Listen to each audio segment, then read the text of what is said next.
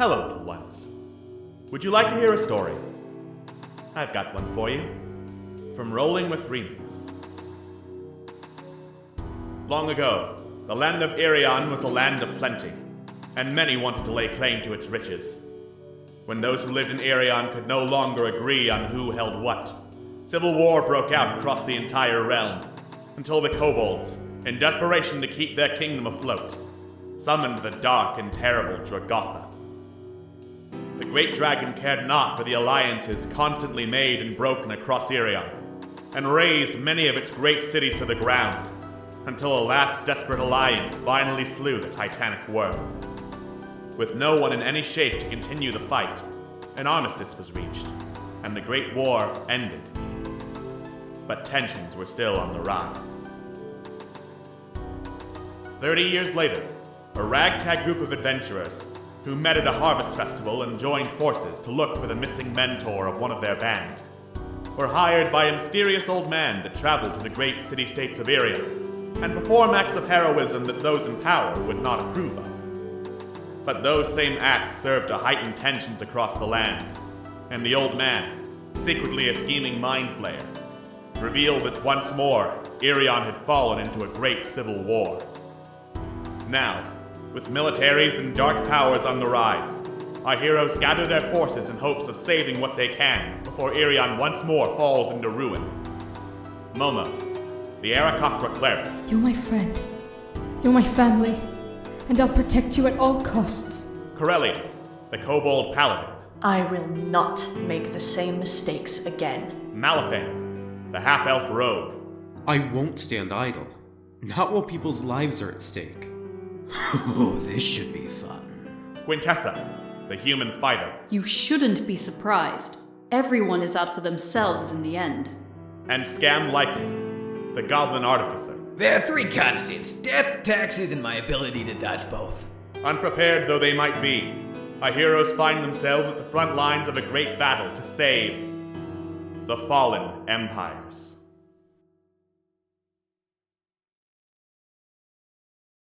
Last time on Rolling with Remix, Fallen Empires.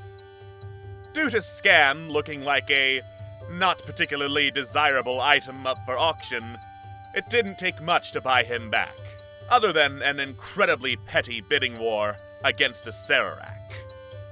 Our heroes also managed to pick up a copy of an ancient tome known as Leaves of Green, said to be written by Oberon the Green Lord himself. Unfortunately, this left them at a loss for money to actually auction for the Tome of Bardic Lore, so while the bids kept getting higher, Quintessa panicked before finally issuing a right of challenge against Mr. Fox. Mr. Fox accepted the challenge, saying that if they won, he would return one item claimed as theirs to the party. But if they lost, their souls belonged to him. After a harrowing fight against Mr. Fox and his simulacrum, our heroes emerged triumphant. But the terms of the deal quickly became apparent as he offered them a choice between the Tome of Bardic Lore and Hespera's soul.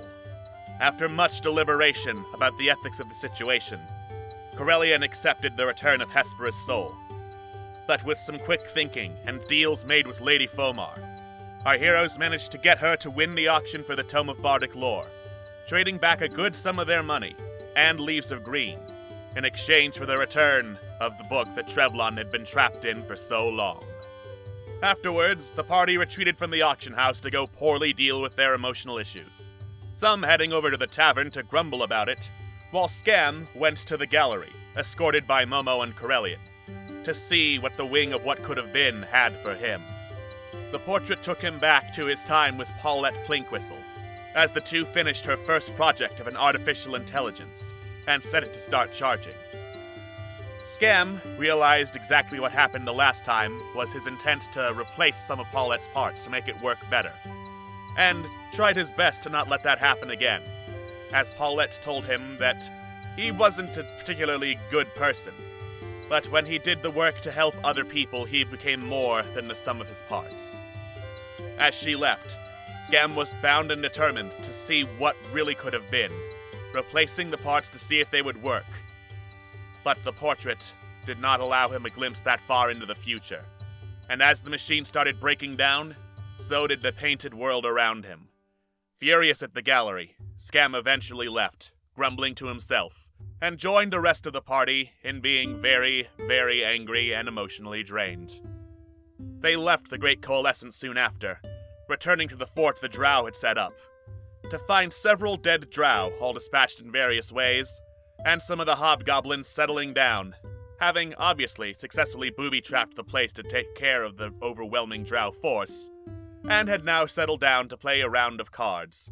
Or rather, cards representing a hobgoblin wargame that some of the party took an interest in. Will our heroes ever emotionally recover from their time at the auction house? Where will their journey take them next? And are they going to understand the war mechanics? Find out on tonight's episode of Rolling with Remix, Fallen Empires.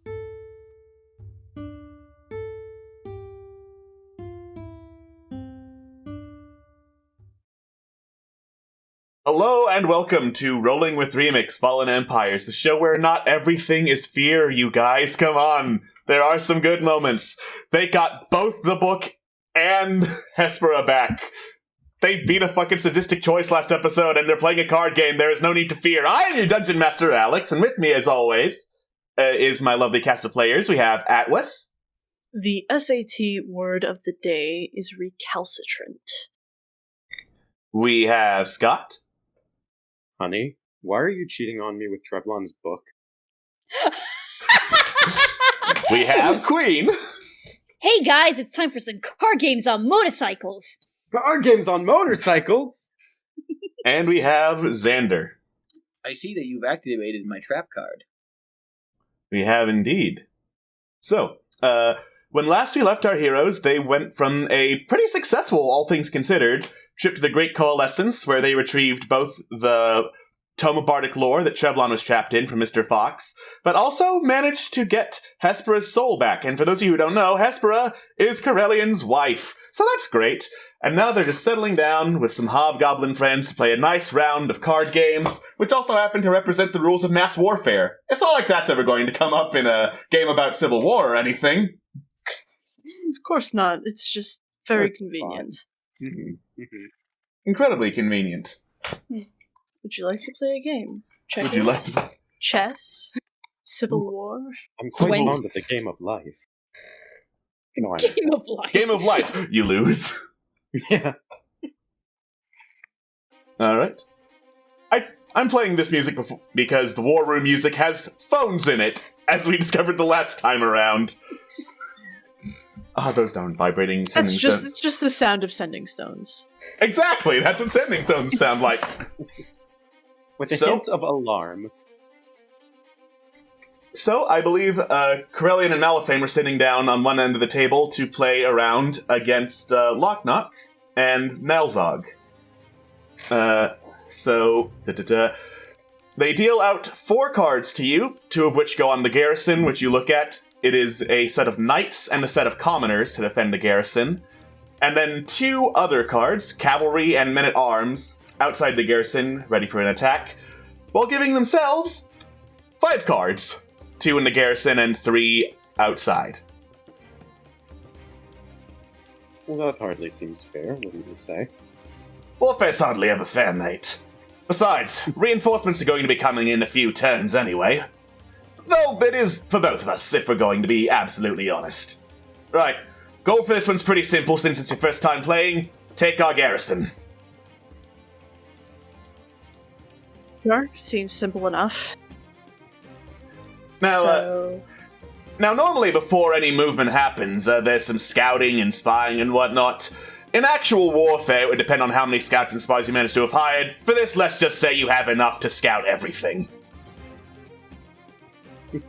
So we can scout and spy on the same turn, yes? That is correct.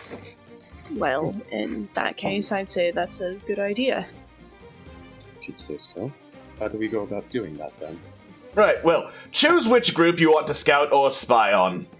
We've only got 3 on the field for me. Up top, in the garrison, down below. Spies can only do the garrison, scouts can only do outside. So we put the spies in the garrison and scout the outside. Simple enough. Mm-hmm. would you mind not backseat strategizing? Oh, sorry. Yeah, Thank you. just, I'll ask if I need it. yeah. Carlian rolls their eyes. Carlin, wait, hey, Carlin. Do you want me to magically spy on their cards? No. Okay. I lean back. Anyway, Melvin, what do you think? Do you want to scout the set of 2 up there or down there? I suppose I'll take a look at the ones up top. Sure. All right. Right. Let me just drag a little token up there so you know there's a scout in that way. It's a little bit big, but you get the picture.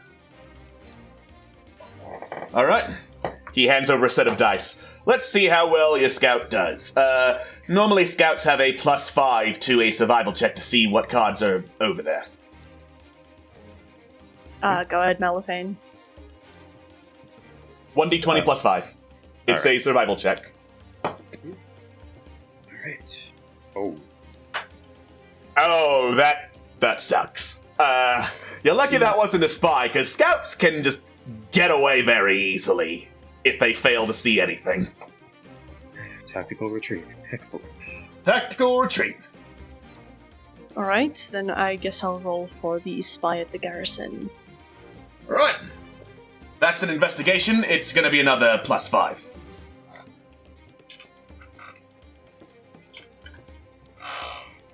I messed that up. Hold on. Goals. All right. 20. Congratulations. 20 will let you see 2 cards, which coincidentally is the exact same number of cards there are at the garrison. Assuming, of course, there aren't any Outlanders, which we don't have in play, so let me just flip them over so you know what you're up against. Congratulations, you're fighting an army of the undead. Oh. Ah, perfect. Let's just send him home. His job's done. All right, so I presume it is your turn for scouting and spying, yes? Yeah. Let's do a scout and spy so I know what I'm up against. So this is for his scout. He is aware that you have a man-at-arms. And then for spying...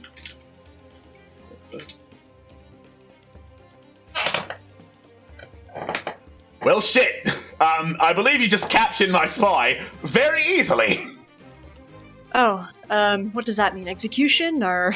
I mean, in actual warfare, it would be up to you. I'd go for immediate execution, but hey, maybe you have mercy or something like that.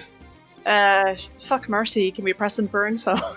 Is that something we could do in this game? No, not necessarily. Worth an ask.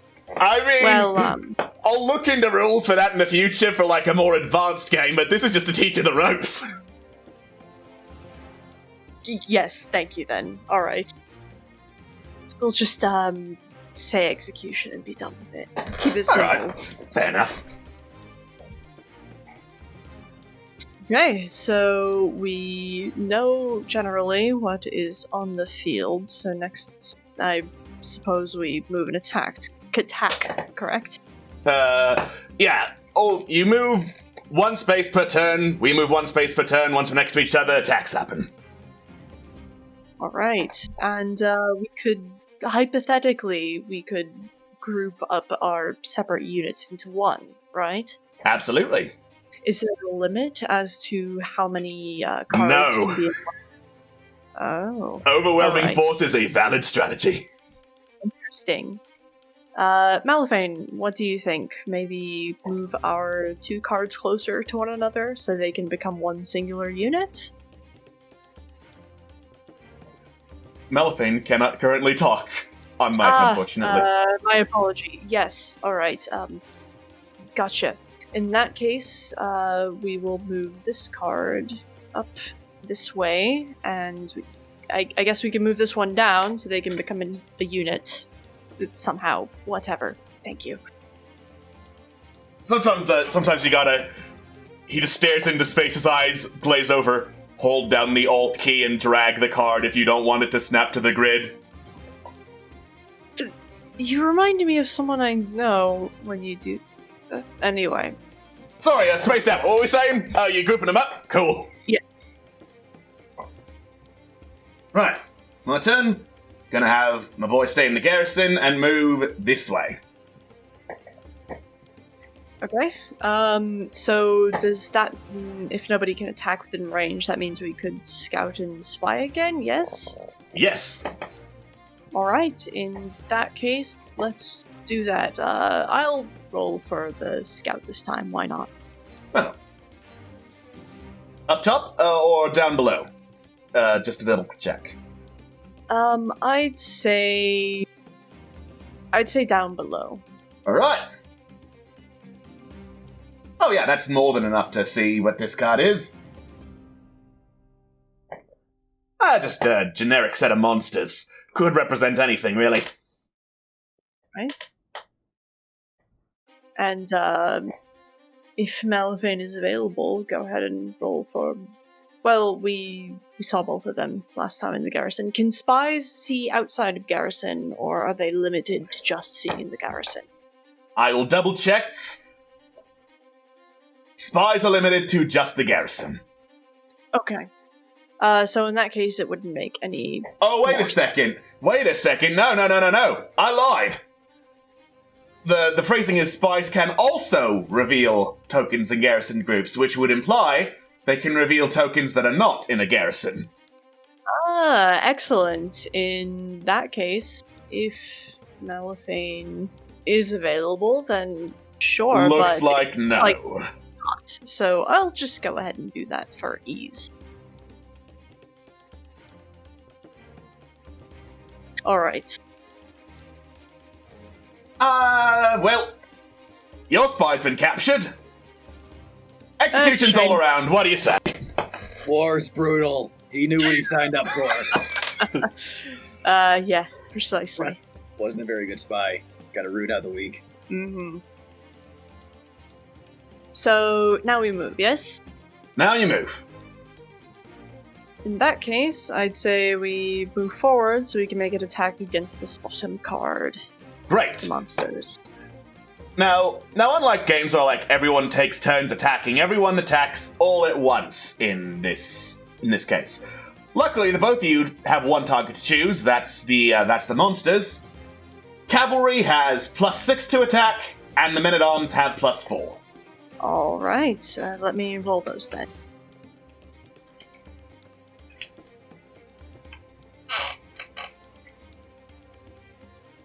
Alright, so that is nothing for the cavalry.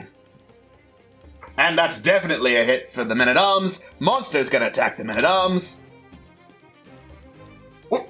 They snapped out of place. Thanks a lot. Doesn't hit, it looks like.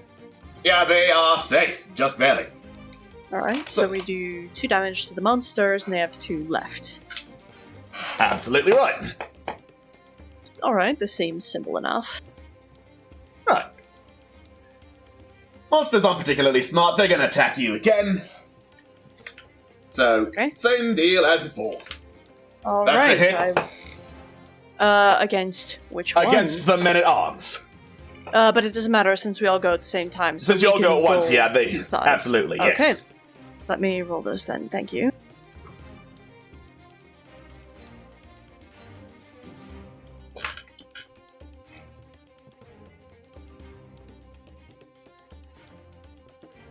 Cavalry's not doing so hot.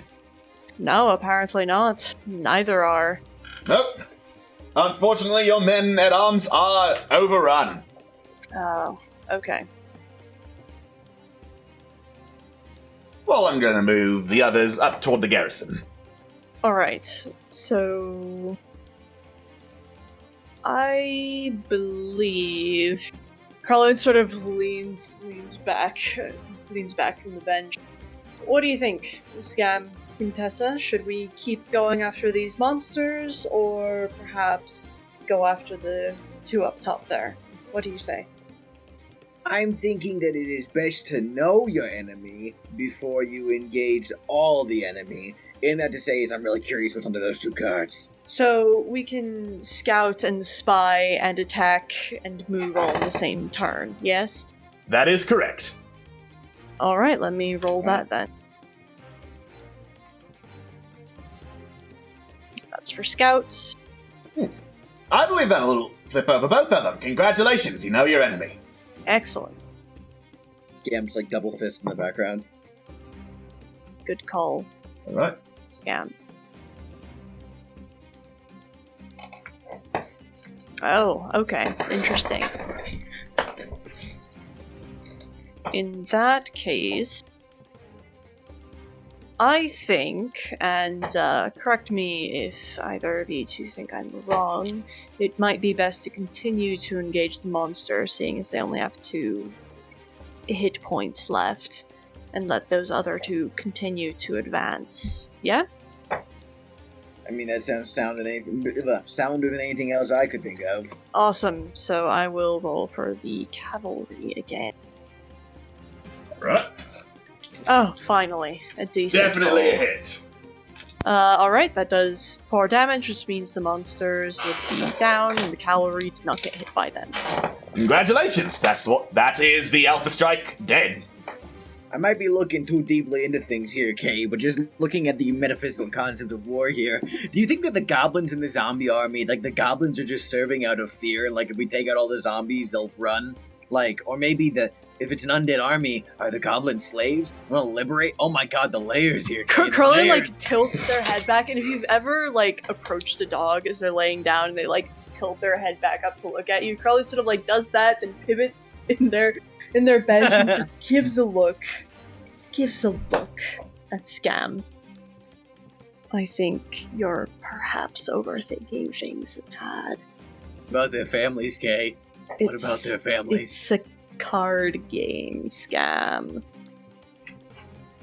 You know, I once studied the metaphysics of the universe, and it's totally plausible that this Well, exact thank battle... gods you're not a philosopher then. Anyway, alright, here's another rules question, since we're learning. Is Right. there a limit to how many cards can be in one garrison? Yes, it would depend on the size of the garrison.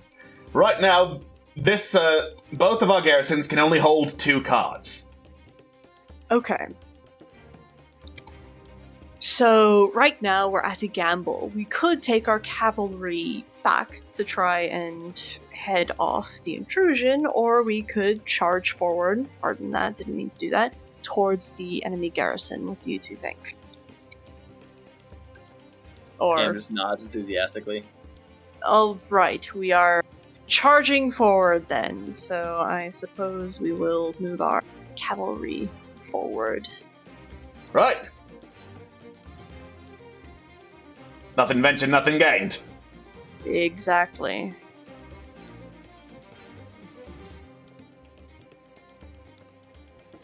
Oh, by the way, even if you haven't scouted out a garrison or a set of cards or whatever, once you engage in combat, you know what's there, because obviously whoever's fighting is going to see. Okay. Yeah, it just makes sense to know in advance so you can properly strategize. Of course. Which, by the way, holy shit, yeah, those zombies need to be taken care of. They are fortuitous. Fortitude it is. Fortitude, they got health. They have a lot of health, yes. So let's go see what your first card... Oh, shit. Nothing ventured, nothing gained. Yeah, apparently. So, both the goblins and the zombies are attacking the knights at your garrison. The garrison provides an AC bonus. Because it is a 2-person garrison, it is +2 to the knight's AC. Okay. So, goblin attack. Nothing doing. Zombie attack. Yeah. Nothing doing. Lucky. Scam, like, pops his head up behind Krellian's shoulder, looks at the hobgoblin and says, "Can we bribe the enemy army to turn tail?" I mean, let's assume that I am the commander, and as a proud hobgoblin, I would never allow my troops to accept bribes under penalty of death. Nice. I duck back into the shadows. Yeah, Curlin, like, sort of shoves Scam. Yeah, just his face back, like, claw on forehead, just... Yeah, exactly. Alright, so we will, in that case, move our cavalry forward 1, but we can attack with the folk in our garrison. So let's roll that, I suppose. That is correct. I know we've got commoners, though, so I'm gonna go for them now. Yeah. Okay, yeah, the commoners attack the goblins, and I guess the knights can attack the zombies, why not? Right. Darn. This is a lot of natural ones, holy shit. Wow, In getting very it out of the quick way fast. succession. Roll 20 hates us, but... Alright. Goblins have been taken down, leaving only these beefy boys. Beef indeed. Huh. Excellent, so cavalry will move forward, and they are now within attacking range, I believe. So let's have them attack the skeletons. Okay. So, first up is the Wraiths attacking. Oh, that's definitely going to hit the skeletons, by the way. Alright. Then the skeletons attack back with a +4. Wow. Ouch. Valiant effort. Too bad about your cavalry. But Yeah, the too skeletons bad about are the dead. skeletons. Excellent. And back on the home front, quote, home front, both groups will attack the zombies. So let's roll that. Right.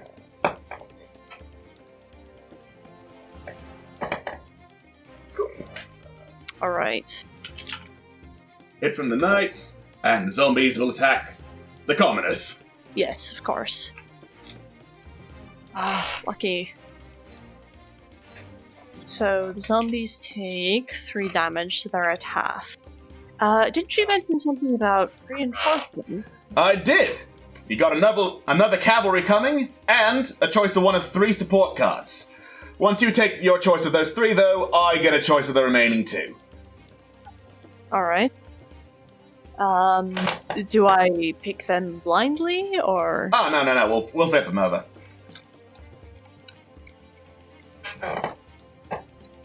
These are pretty simple things considered just stat boosting.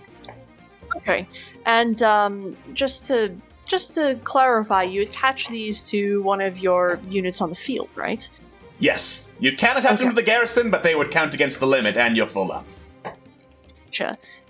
In that case, I will say, let's attach... We're gonna take the hero, and we'll attach them to the cavalry. We can do that, yes? Yes. Wonderful. Alright, I'll just mark that they're grouped up real quick.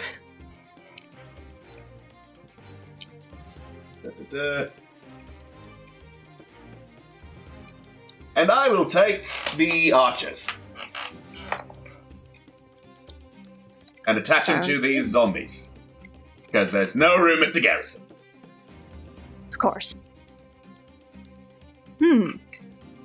Well, in that case, I'm going to say the cavalry and hero will probably move up here to try and give support to the garrison, so all 3 are within range, all 3 will make attacks against said zombies. Right. You know who I'm targeting by now. Oh, of course. And the hero's attack bonus counts towards cavalry, so I'd have a +8. Yes? Yes. Wow. Looks like another solid trade-off.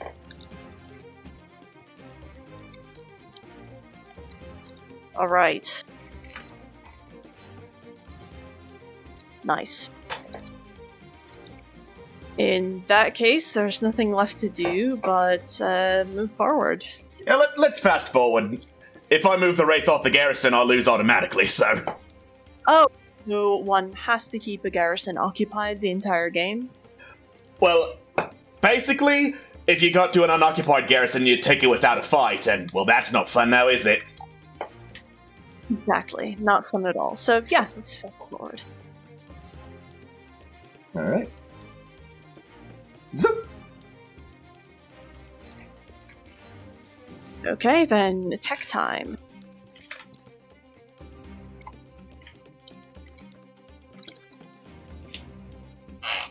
Wow. Yeah, nothing doing. Trying again. Trying again. Oh. That'll get you. You were very, very lucky. You had a hero attached. That would have killed you. Yeah. Indeed. So we did 4 damage. So 1 more attack.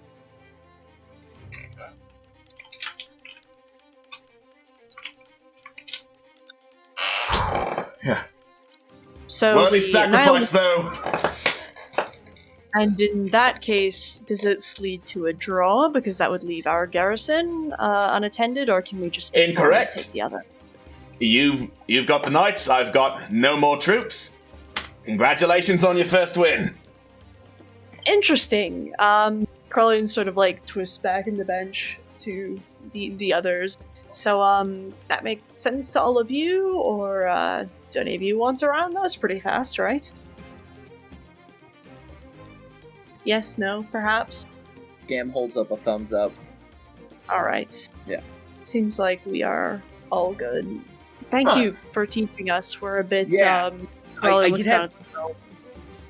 I did have a question, though, if you'd be so kind. I wasn't paying any attention. Can you repeat everything you just said? I can. I will not. Excellent. Fuck. Okay. Good night. Finger guns. Yeah.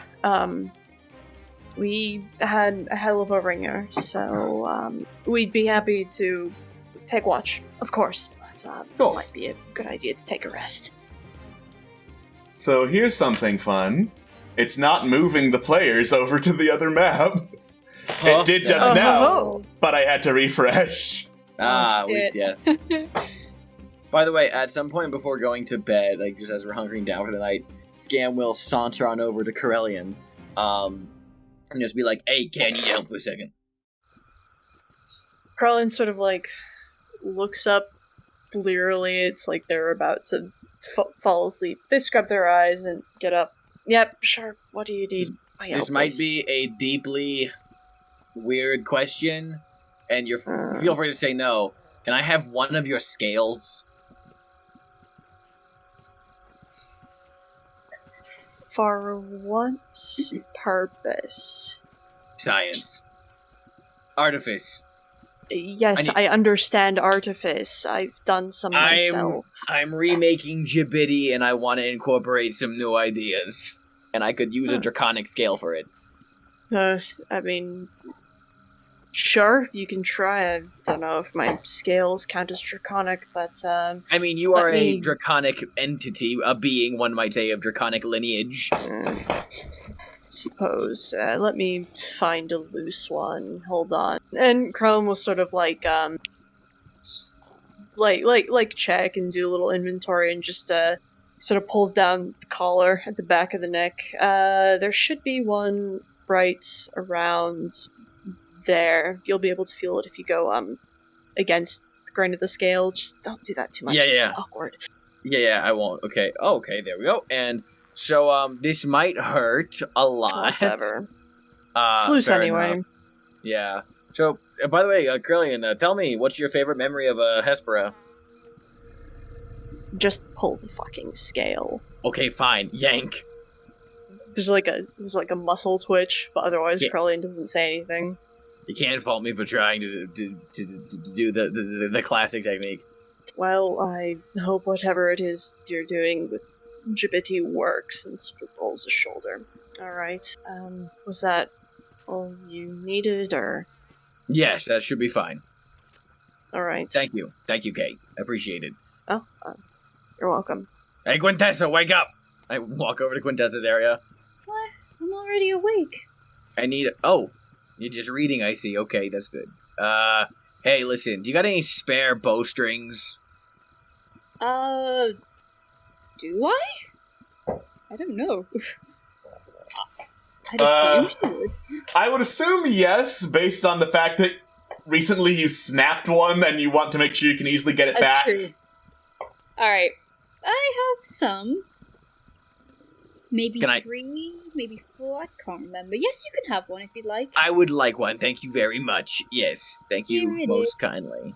Thank you most kindly. Thanks. She's still a bit buzzed. Anyone in our group play an instrument? Do you know? I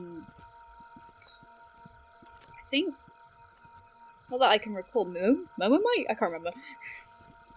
Hey, Momo! Do you play an instrument? Okay, good night. It's fine, worth checking. Scam pulls the string taut and then, gives, a little boink to see if it makes a decent enough sound and goes, hey, yeah, this should work. Oh, It's not as... I suppose one person could looks at the book. It's not like a good... It's not like a good gut. It doesn't got, the oomph of an instrument string, but it'll do. Thank you, I appreciate that. Go back to sleep. Why do you need it? Artifice, and I walk away. Goes to sleep. Excellent. What Scam does here is late into the night, as part of my working on my infusions again, I am going to rebuild Jabidi, as I often do whenever he gets destroyed. However, we're making a new model of Jabidi. This is War Jabidi, and War Jabidi has a similar yet different model. He does not spill coins in his wartime model. He is covered by what looks like draconic scale armor. It's not real armor, it just looks like it. It's for the aesthetic of looking like a soldier, with many knife decals. And I have incorporated the bowstring into a very makeshift, janky version of vocal cords. So I am giving Jabidi now the ability to speak. Dear God. And I am going to do the most chaotic thing I can possibly think of. And Alex, DM, Mr. Beckham, the man on the internet himself, I leave it entirely up to you what Jabidi sounds like. Excellent. The DM steeples his fingers. Yes. And then, working on all my other bits of getting my shit ready for the next day. But other than that, yes, it's cool. Just Scam from his tent, little arc flashes, just going, it's alive! It's alive! Oh, sorry, I'll keep it down. But yes, since you are in a heavily defended fort, there is no risk of random encounters. It is a solid night's sleep and a long rest for everybody. Yes. Nice. I needed that.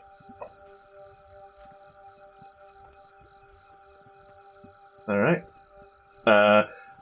After everyone heals up, gets their spell slots back, does whatever else happens in the night, the adventures in the Great Coalescence have caused some magical inspiration to spring forth for two of you. Corellian, you not only retrieving, finally, the soul of your lost wife, but also quickly leaping to the defense of everyone in the battle against Mr. Fox, has given the Plate of the Worm a new ability. Once per day, when an ally is targeted by an attack, you may use a reaction... when an ally within your aura of protection, is targeted by an attack. Once per day, you may use a reaction to move to their space, move them 5 feet away, and take the attack for them. Yo! Oh. Yeah. Quintessa... Oh shit. Okay.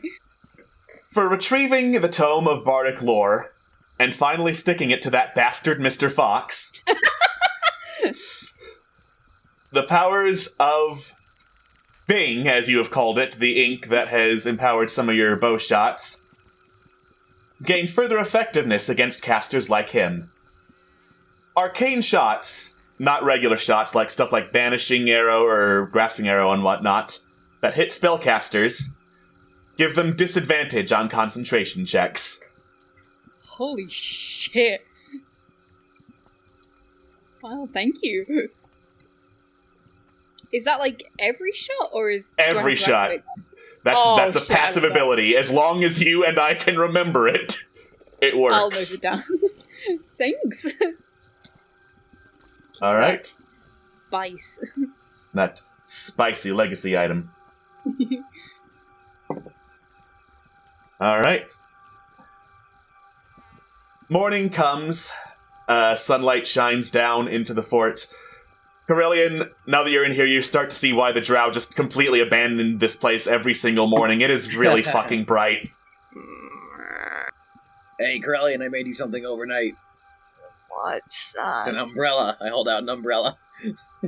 Are It's like you... a parasol. Colin takes the umbrella. Are you... joking? Carlin says No. holding the umbrella that's very obviously not a joke. It's like an extremely like floral, flowery parasol. Like, What kind of flowers? oh man, what flower? What's the worst flower I can think of? Dandelions. Oh, yikes. Ooh, Carlin gross. slowly nods. And when I say it's not like a pink parasol, because pink is a great color. No, this is like, I'm thinking like, what's the worst color I can give Corellian? I'm thinking like a robin's egg blue. Just like the most pastel blue. You did not use my scale for this. So, No. I used it for that, and I point at Jabidi. What does War Jabidi look like? So War Jabidi is basically the same as regular Jabidi, but now how do I put this? So if regular Jabidi is like a janky burlap sack kind of money bag doll, War Jabidi is what I would describe as a investment bond. He is still the sense of money. However, he's decked out in aesthetic, ornamental, scale mail essentially, with several knife decals, and now actually has kind of like a ragdoll mouth, like a puppet like mouth, quite literally like a fucking like Muppet like mouth flop, Oh my god. kind of mouth. Amazing. And I say, Jabidi, say hello. Why should I say hello? This man's not as good at scamming. That man's not as good at stabbing as I am. Oh god. Hey, Jabidi, can you do everyone here a quick favor? Can you just say the word ketamine? Ketamine. Yes.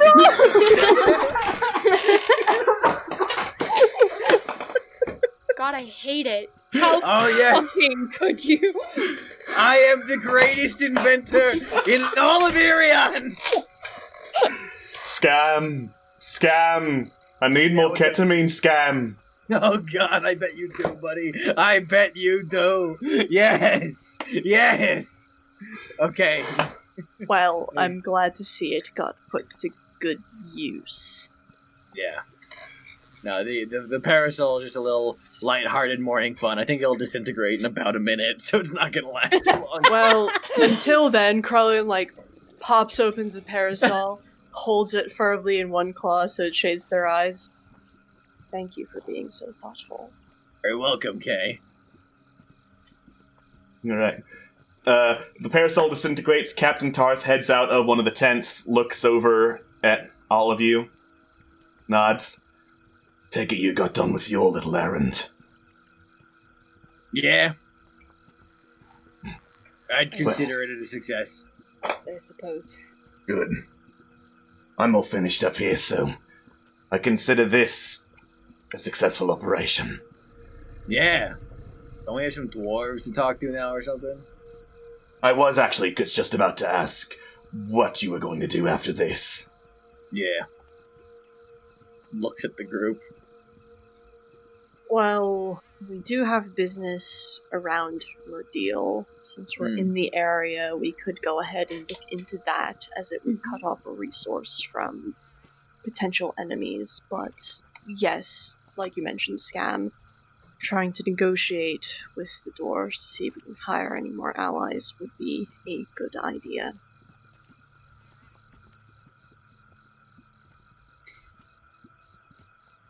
Sounds good. Yeah, works for me. Alright. So, should we go back with you, or... I was going to head back towards the orcs, so if you are indeed heading south towards the dwarves, it would only make sense to follow along. What say you all? Head south towards the dwarves, or head towards Murdil and figure out that whole dragon egg situation?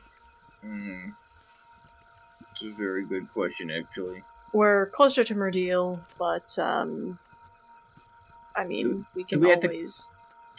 Remind me, if we want to, when we want to go back to Baton Rance, we're gonna, preferably we're gonna be back near Murdil in order to walk, it's not walk, you sail back to Baton Rance, right? I don't think that sailing would be the best option. Yeah, the whole mind flare in the ocean and every other enemy And in the ocean. marrow, and Yeah. the OKT, and Man, who doesn't hate us? well, let's just say sailing anywhere under a kobold flag would not be a good idea at the moment. Oh, Not fair, necessarily fair, even us, but Yeah, fair. Okay. Well, I think it depends. I think the answer to this question depends entirely how we plan on getting back to Baton Rance. Because if we're gonna be walking back by way of going through Demdor anyway, well then great, we'll hit up the dwarves last. But if we're gonna be passing through these parts again, then we should just hit. You know what I mean? Like it is. yeah, presumably The we'll least be amount of hoofing it back. backtracking. Yeah. Presumably we'll be hoofing it back, so Yeah. the least The amount least of amount of backtracking yeah. would be going to Murdil and then going towards Yeah, the dwarves. then and let's do that. going back. Yeah. All right. And this is where we part ways. Farewell. Well, It's been a yeah. pleasure. Thank you. Captain Tarth nods and heads back into his tent. Hey, if I find any collectible cards for that game of yours, will you buy them? Hello? Shit. Okay. Collectible cards? Really? You think people will buy that shit? I don't think they'll buy it. I think they'll eat it right up, Kay. Right out of the bowl. We just need all 5 pieces of Dragatha the Forbidden One. Okay, but basically. Alright, so the current plan is to head towards Murdil. Corellian has a letter with Snalgu's sigil on it that will at least get us entrance, so let's head there and avoid Demdor as much as possible. Sounds like a plan. Excellent. Alright. In that case, I'm assuming you're just gonna do a straight shot east for the day. Yep. Cool. Yay! Alright. And as I roll for random encounters and move you across the foothills. Oh look, we can swim to Rankle. I'd rather not. Why don't we Oh, take a dive? I just float. alright, so, in the early morning, as you start heading into the foothills,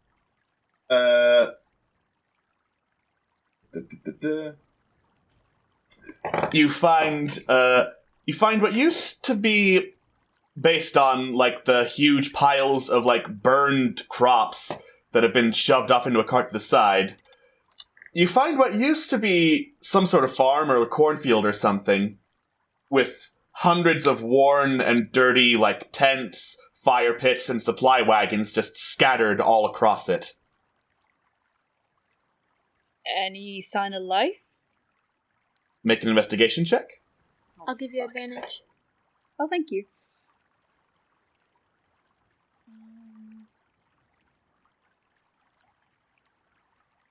Cool. Alright. Momo and Quintessa, you take a bit to look around, see if there's, like, any sign of who was using these supply wagons. It looks like the answer is whoever it was is super dead and their bodies have been taken away, because, like, there are blood stains and drag marks heading west, but no actual bodies to be found. It looks like this place has just been left where it was. Was What's there... inside the... Oh, sorry, go ahead. Okay. Was there any indication to say, like, what race was here? 19 investigation would not tell you that. Alright. What's in the carts? They look to have been carrying foodstuffs and cloth. Cool.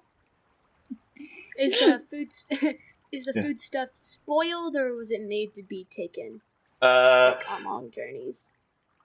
Unfortunately for the foodstuff, what little remains in here is very clearly rotten. Gross. Is there anything else around? Doesn't look like there's anything else around for a couple miles. So, what happened here? I don't really want to know. Does this look recent? No, it looks to have happened at the earliest a few days ago. Probably, at the latest rather, a few days ago. Probably earlier. Oh.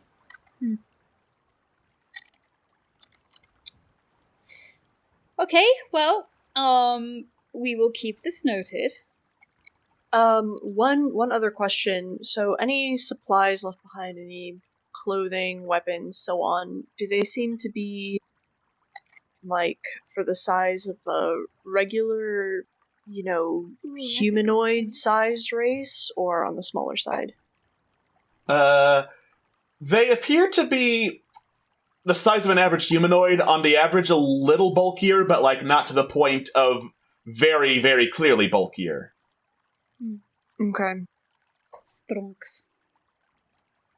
Well, I mean, people or whatever was dragged to the west. Are there any civilizations or anything to the west of here? Other than the Drow Fort, which was recently taken care of, directly west, no. Keep it noted. Yeah,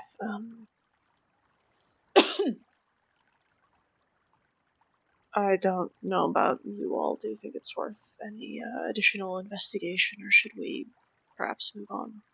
I mean, I think I found all I can. We should worry about this later. We have more important things to worry about right now. Alright, I'm good to keep going if you are. Cool. In that case, you move on, and what do we want? A girl we're fighting for! That was the whole mood of that! And as you continue the march into the evening, you hear some marching from foothills down below. You're up on a pretty high hill and have a good vantage point to look down and see a couple of Oreads marching towards Demdor. No! Don't like that! Where the fuck else would they be marching? Yeah, that makes sense. I mean, it makes sense. Grips, bow. Well, we'll keep an eye out, and maybe instead of heading straight east, we can skirt the coast a bit more to get out of Ariad territory as quickly as possible. What do you all think? I think it's the smartest course of Yeah, action. no, that's yeah. Do you think it's that's- worth trying to push it tonight to get as far away as possible? Yes. Give me a few minutes with your shoes, and I can give us some extra hours of travel. Sure. Yeah, because I can use my cobbler's tools to. We can travel for 10 hours instead of 8. Yes. That is a very smart call. That will get you out of this hex. Nice. Yes.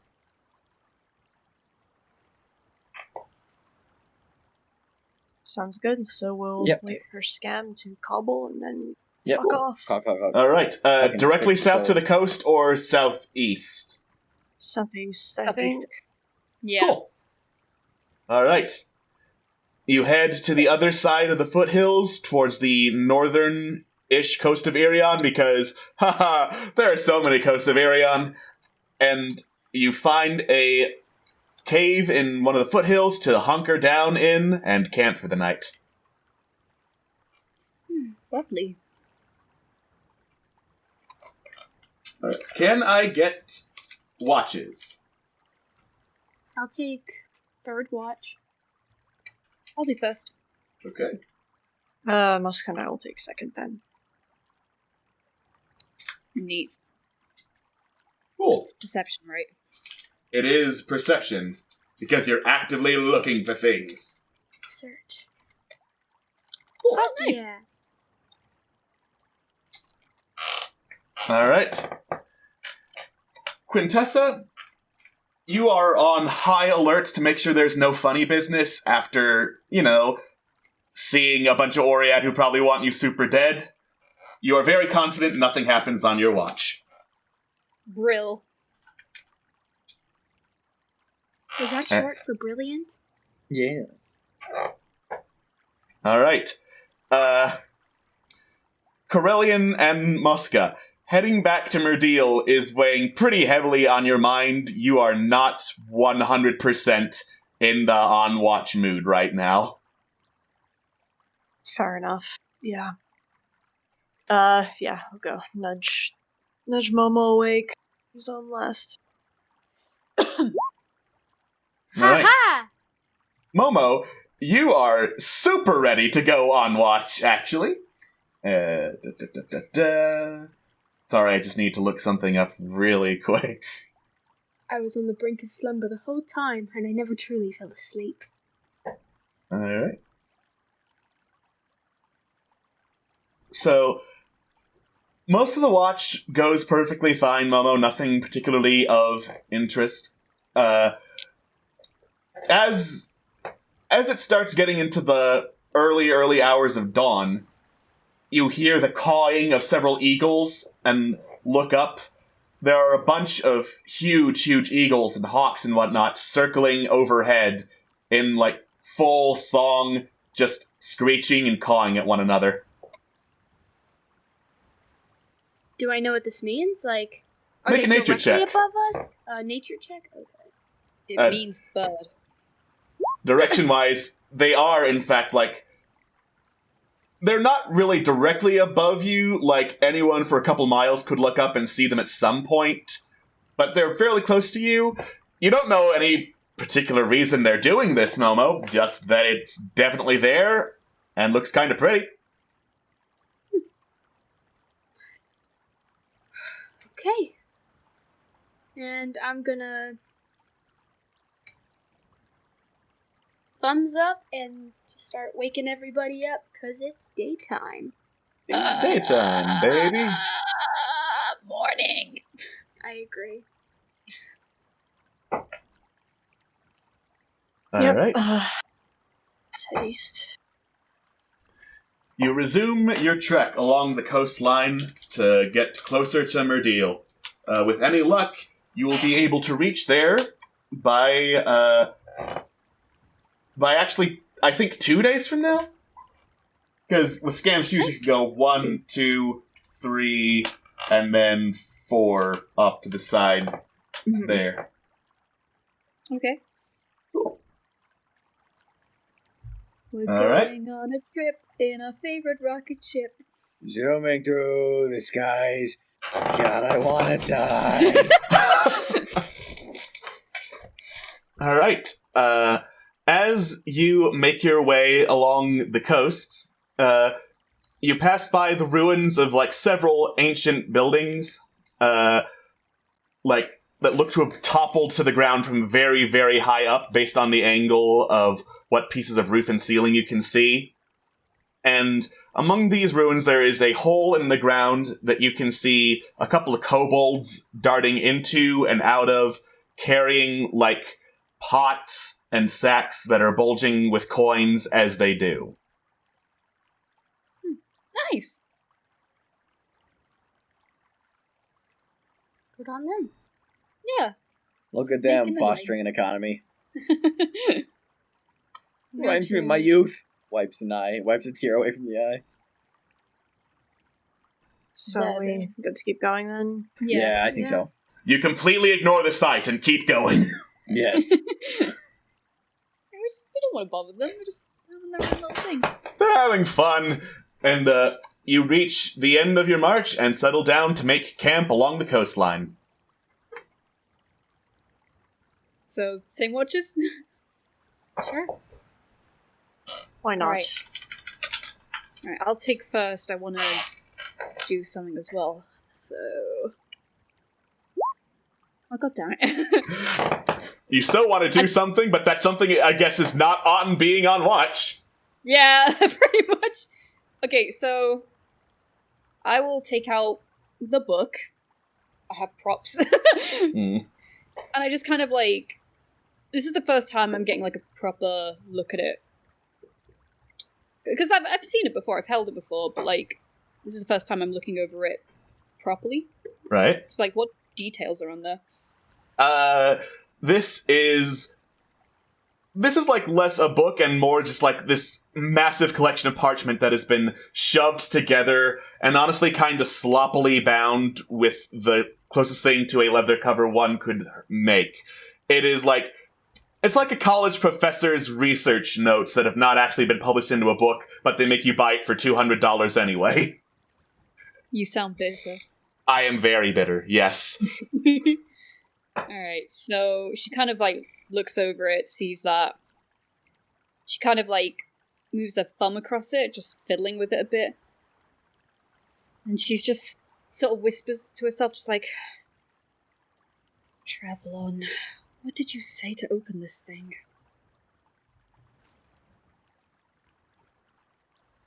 Kind of just drums her fingers on the book. What were you looking for in here? Just... was this really worth it? I mean... I hope you're okay in there. It seems a bit boring. But... what did you find out? I don't get what you did. They all miss you. I wish I could. You seem like a nice person. Sorry we didn't really get to talk much. I'll make sure you stay safe, though. And I just put it away. Alright. That's what you do the majority of watch doing instead of being on watch, so who knows if something happened. Alright. I believe if it's same watches, yes, it is Momo and Corellian. Not Momo and Corellian, Muska and Corellian. Momo is after this. Hello, guys. It's me, Muska. Yeah. Momo Chief. just puts on this weasel fur coat that he found somewhere. Please pet me, I am sad. So do you guys want to talk about your emotions? No. I do. We know, Momo. I'm sad. We know, Momo. We know, Momo. We did it. We broke Momo down to his bare essentials. He's sad. That's all he is. All right. So, Muska and Corellian, as you settle down along the coastline, start thinking, oh, there's probably nothing going to happen. You hear this, like, low hum of static electricity somewhere in the distance, like off to the east, southeast, roughly in that direction. Followed by this, like, piercing metallic scream. And then, just as suddenly as the scream started, it stopped. Everything goes dead quiet for like 10 seconds. And then the sound of the coast comes back.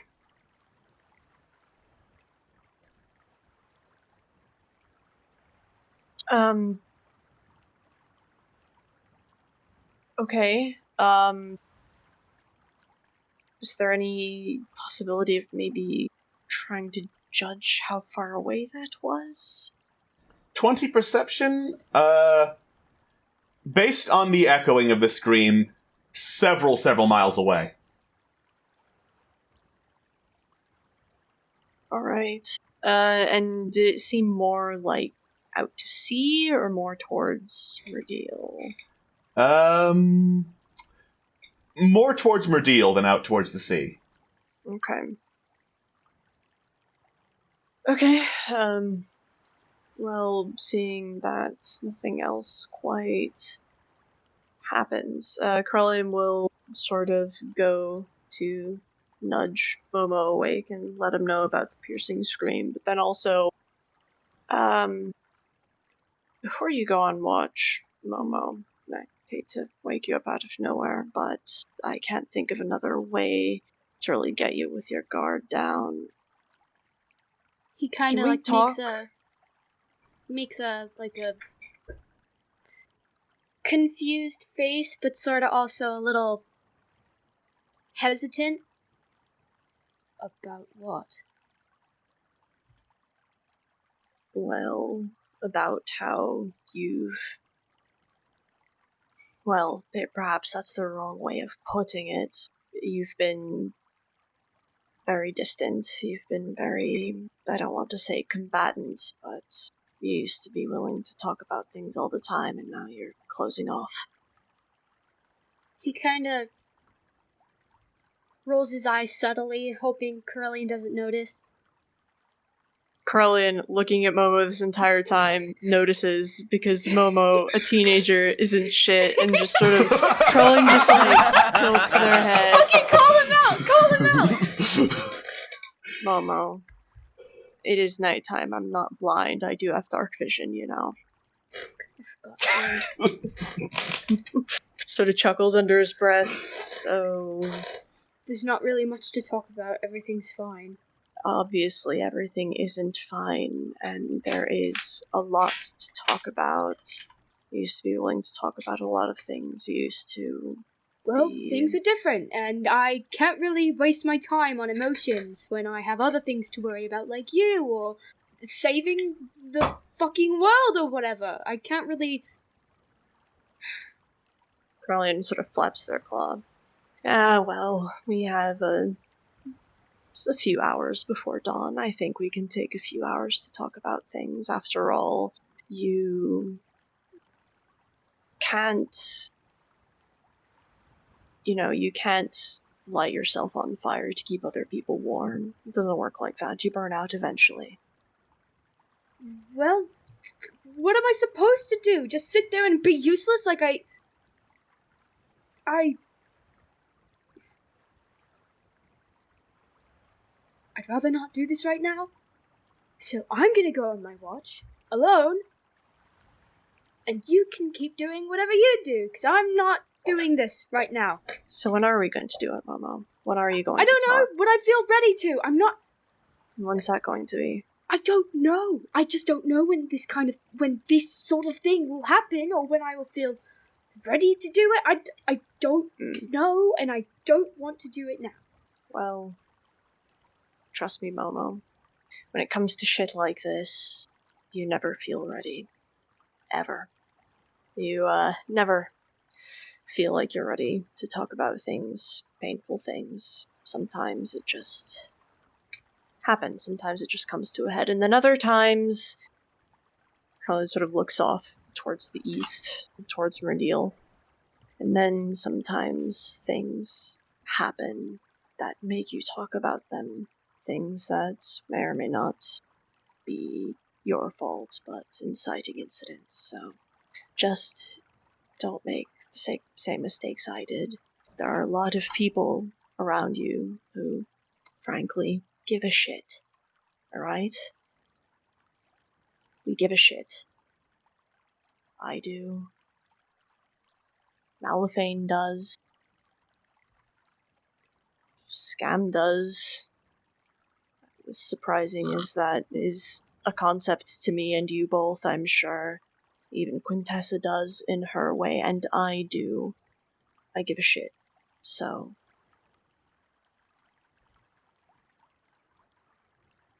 You don't have to carry the entire fucking world on your shoulders, Momo. What else am I good for? Since when have you ever been doing this alone, Momo? Come on. Well, if I'm not doing that, then I'm not doing anything at all. I just sit there and wait for someone to pass out and just blam, they're healed. Other than that, I just cause more trouble than I'm worth. You have done a lot of things, and we have all caused a lot of trouble, alright? But none of us should, and none of us have to take on that burden alone. It's not fair. Would you allow one of us to do the same thing? I don't think so. But like you said, leave you alone into your watch. But when you're ready to talk, even if you're not ready to talk, if things get to be too much, you know where to find us. Alright? Kinda looks away for a second with his eyes and like he's thinking. And he looks back and nods subtly. Yeah. Thank you. course. You're welcome. Gonna get a few hours. See you in the morning. Good night. Then All right. There's Okay. Momo, you're on watch knowing that both, hey, weird circle of birds last night, screaming noise apparently earlier this night, but nothing happens on your watch. You are very confident in that, and morning comes.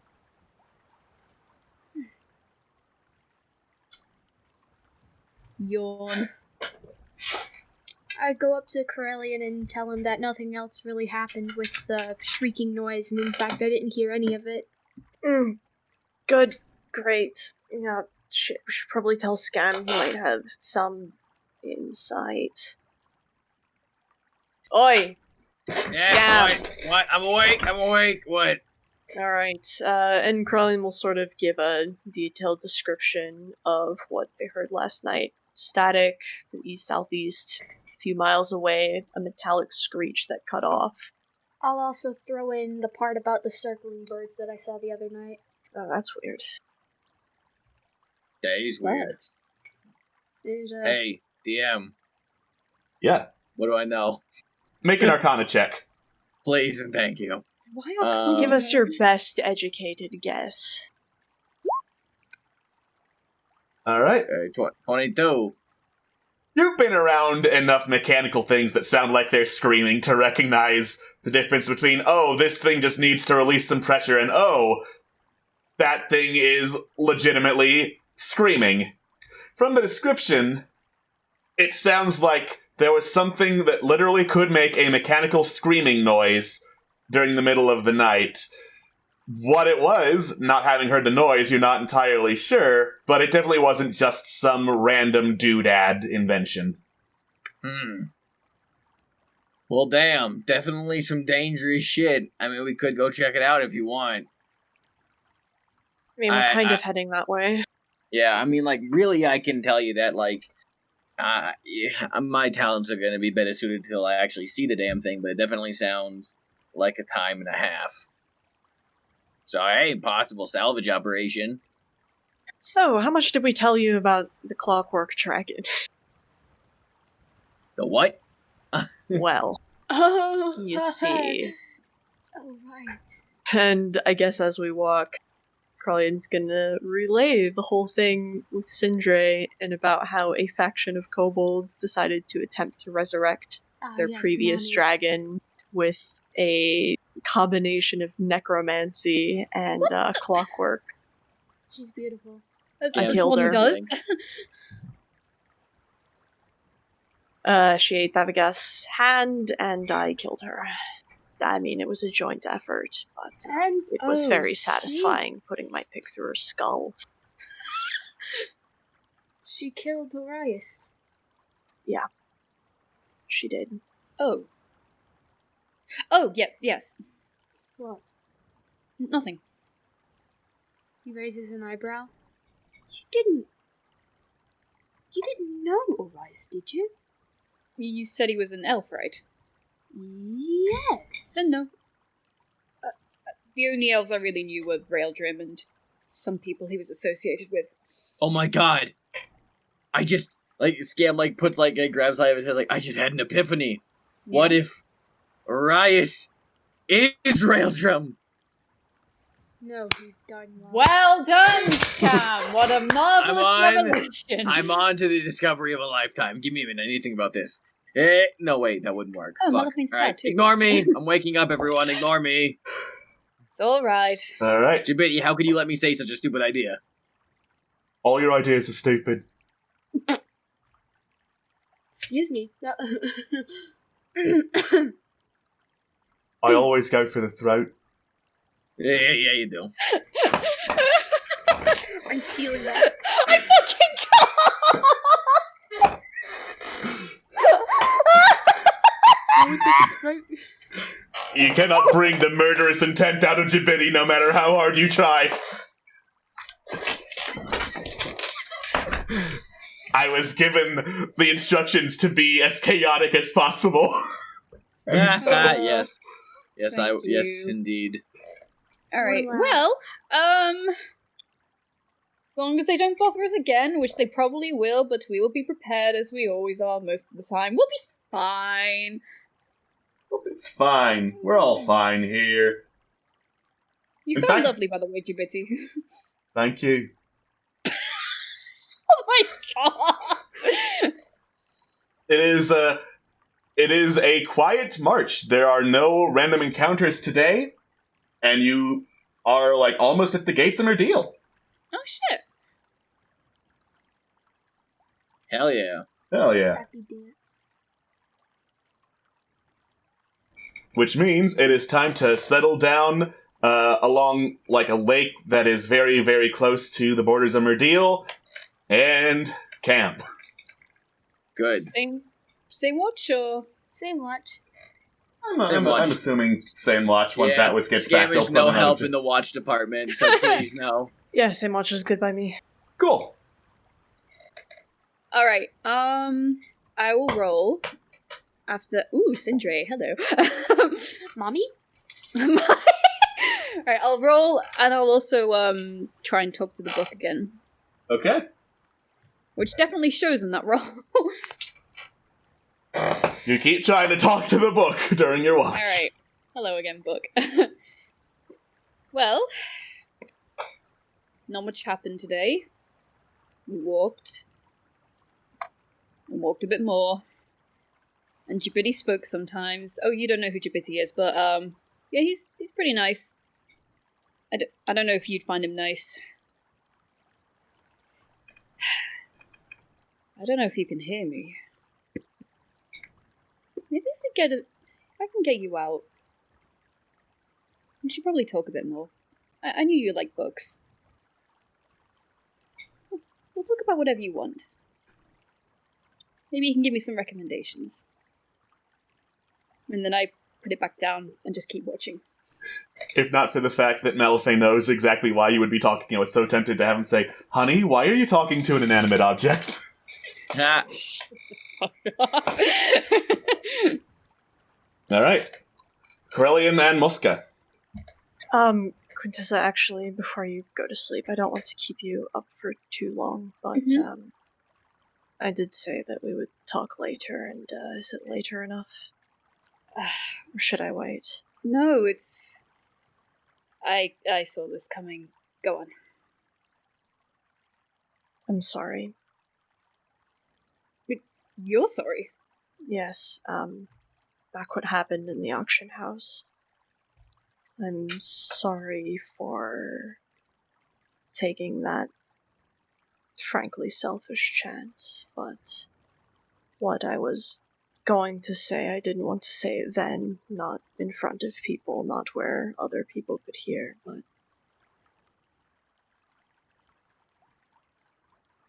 I know that if it was reversed, if the tables were turned, if you were the one who had to make that decision, I'm sure you would have made the same choice, you know?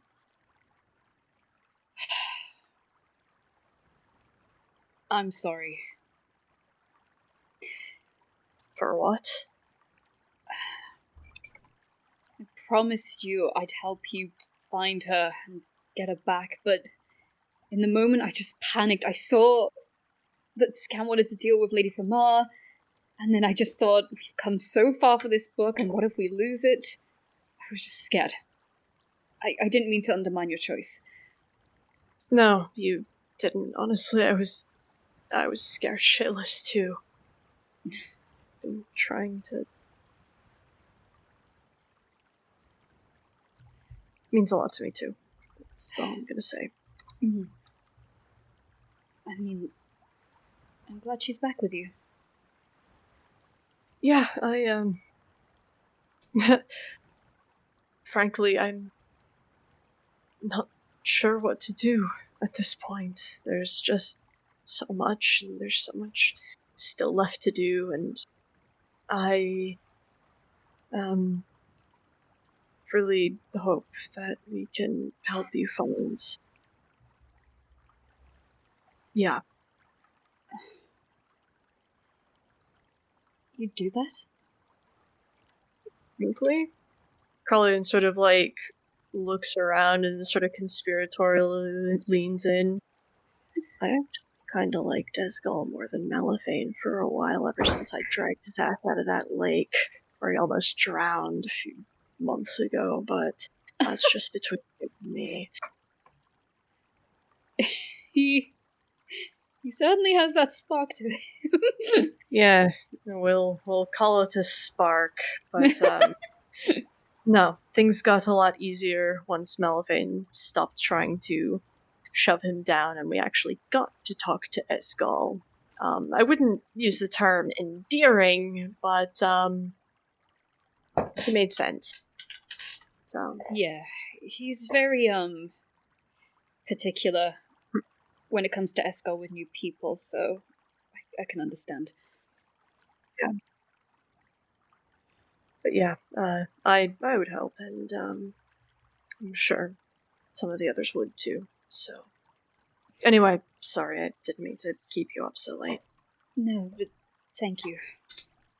Colin does like a little 2-fingered salute and does the watch thing. So let me roll that. Cool. Oh. Something might have happened! We were busy talking. Yeah. And it is Momo's turn on watch. Okay. Excuse me. I have no idea. Yeah. I mean, you're so close to Murdil. What's the worst that could possibly happen morning comes? I feel like this has happened before when we were close to Murdil. Momo's like, he's so tired and he's just resting his head on his hand and he's just, like, his head is falling and then he catches it and falls again and he catches it and then eventually he just, like, collapse. Just eventually falls asleep with his head drooping forward.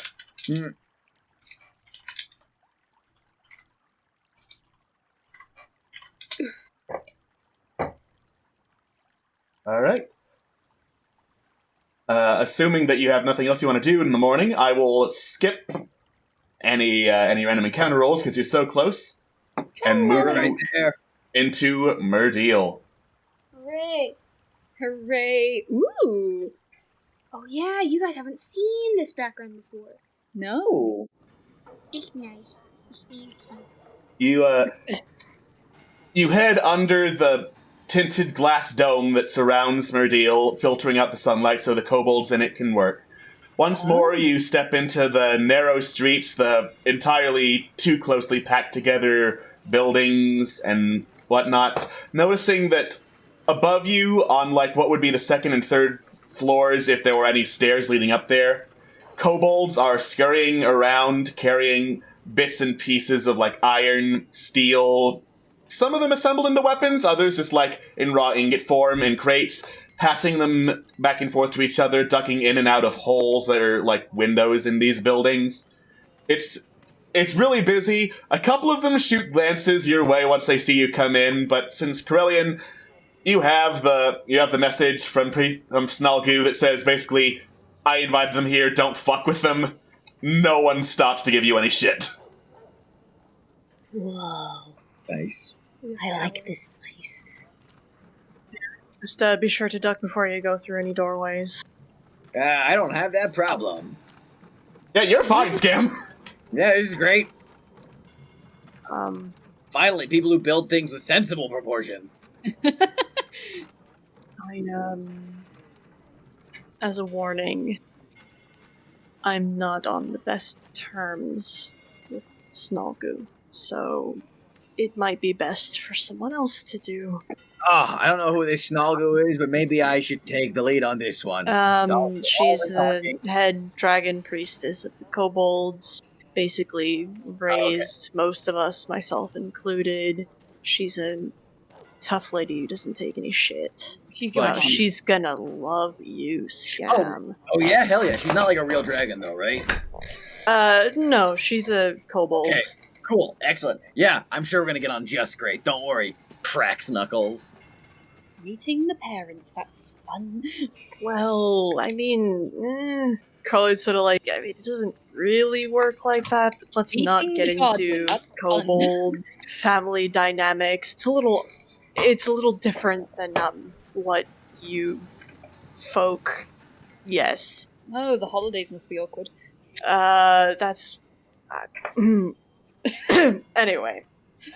So, Carlin will guide the party towards, presumably, where Stalgu is leading from. He'd still know enough about Murdil to guess what that would be.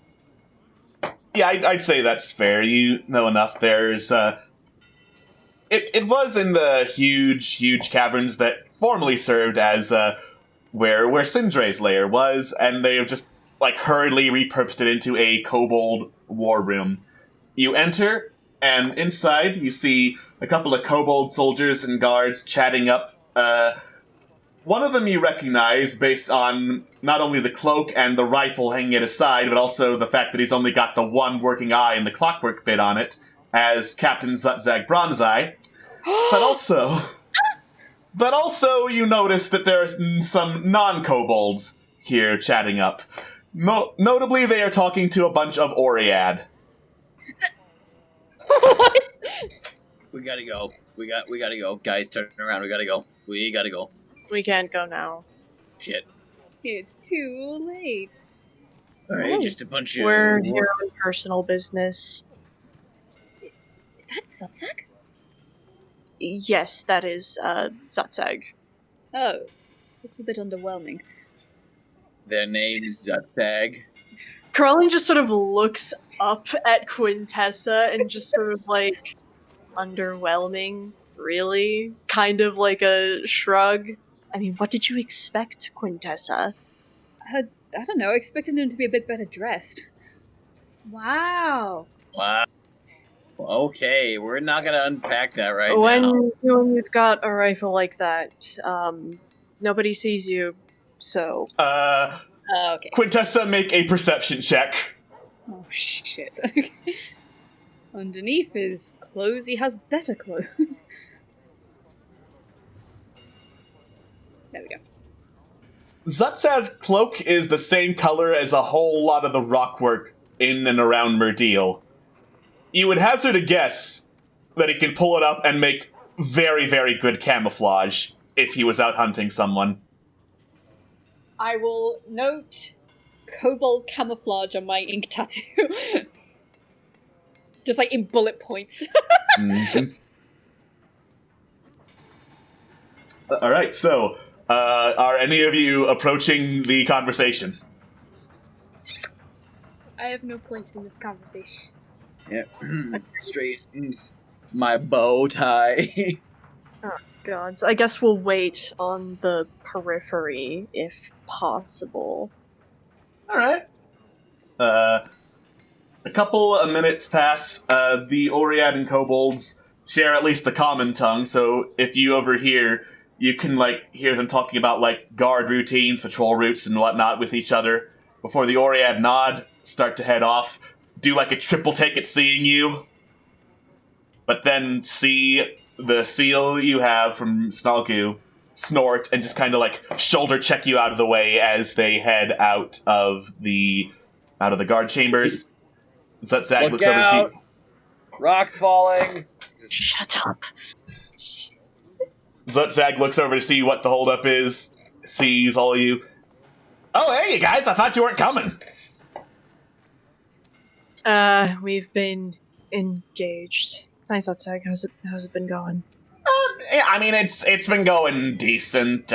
Mostly they have me on lookout to see, if Marrow are trying to swim under the depth charges in the mines we set up.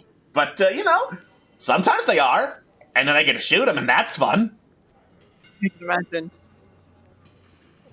Glad to see you again. Yeah, good to see that you're not dead, too. Thought for sure that you were, and then we learned that you weren't, and then we thought, oh, maybe you were again, and then, well, obviously you're not. So that's great. Wow, we had basically the exact same thought process. Hi, Sam Likely. Pleasure to meet you. Right. Zutzak's clockwork eye, like, zips over, starts, like, looking over every single bit and bob of gadgetry that's hanging out, and Zutzak just vigorously shakes your hand. Hey, good to meet you too! Zutzak Bronzeye, captain of the Kobold Guard. Bronze Eye because of the bronze. That's cool. That's cool. I like that. Yeah, nice. That's actually exactly why, because normally we don't, like, have last names. Yeah, no, it's good. It's good. My name's Scam Likely. Yeah, pleasure to meet you, Scam Likely. Zutzak Bronzeye, captain of the Kobold Guard. Yeah, pleasure to meet you. Oh, Bronze Eye, he's got the bronze eye. Yeah, I like that. That's really clever. Yeah. All right. I'm going to break this recursive loop, and yes, we're here now. We got the missive, and yes. All right, cool. Yeah, we're here to talk to Snalgu. Cool. Cool. Have a seat. I can have some of the guys get you some drinks. We can talk it over.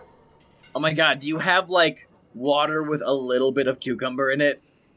We have like water. We found that was somewhere. a test, and you passed. That'll do.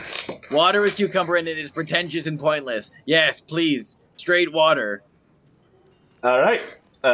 Some of the other kobolds go get cups of water, hand them over. You'll sit around a fire that's in the guard room. Zutzag leans back, slings his rifle over his shoulder. So, dragon eggs. We're pretty sure they're out there. We've sent scouts to look for them. Success has been mixed. Mixed? Mixed in what way? Yeah. Mixed as in they haven't come back. Oh. Oh. So they could be looking really hard. Oh, that's good to go off of. Which particular ones didn't come back, and where were they going? Well, the ones we sent down south to look for, like, green dragon eggs, obviously they ran into the elves, now they're really pissy about it, yada yada yada. They were nice enough to send the corpses back, so that's fine. The ones that didn't come back are the ones that went northeast. And what color dragon is that? That would be where Midas lives. Midas, the old white dragon. Nasty business, those guys. But Midas is like really old, like before Sindre, before Dragatha, before most of the wars in Irion, really old. We're pretty sure she's dead, actually.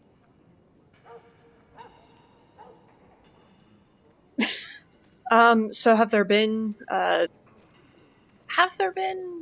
like sorry, out of character, I'm really fucking blanking on the word. Have there been diplomatic relationships with Midas previously, or from what I've been told, no. Mel Midas was a pissy bitch all her life. I mean, right, of course. Well, good to know. And were any scouts sent out to other places as well? Or just the two? He starts counting on his fingers, goes back several times on very low numbers. Pretty sure we only sent scouts out to south, to the southeast, and then northeast. Alright, south, southeast, northeast. Wait, southeast? You mentioned south around the, Yeah, that would be like in the forest. Like we heard there might be like green dragon eggs in there, or some kind of dragon eggs, like the kind of dragons that live in forests and whatnot. Elves are like, no, obviously you're here for raids or something like that. I don't know, I wasn't let in on the details. That's about right. I'm very good at shooting things. I am very bad at remembering plans. Me too. That's what Snelgu's for. Alright, Yeah. Actually, has there been any news about Zokti and what he might be up to? Oh, yeah, we're looking into it. It's going great.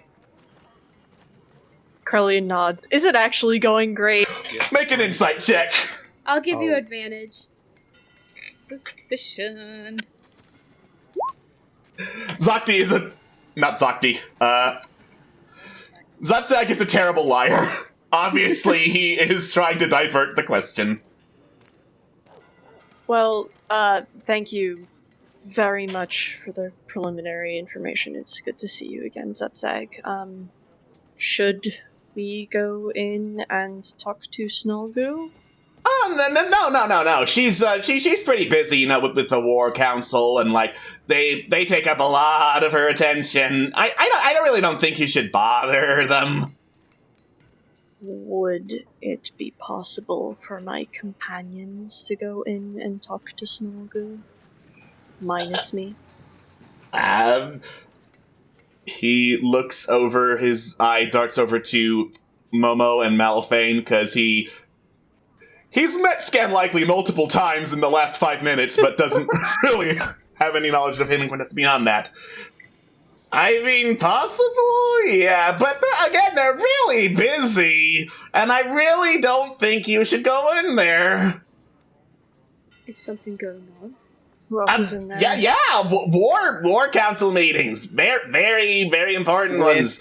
Who else is in there? You know, a couple.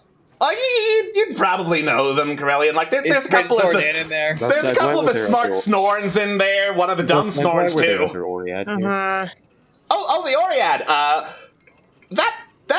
That's fine. That I can't talk about. We made an alliance with them. Really? Okay.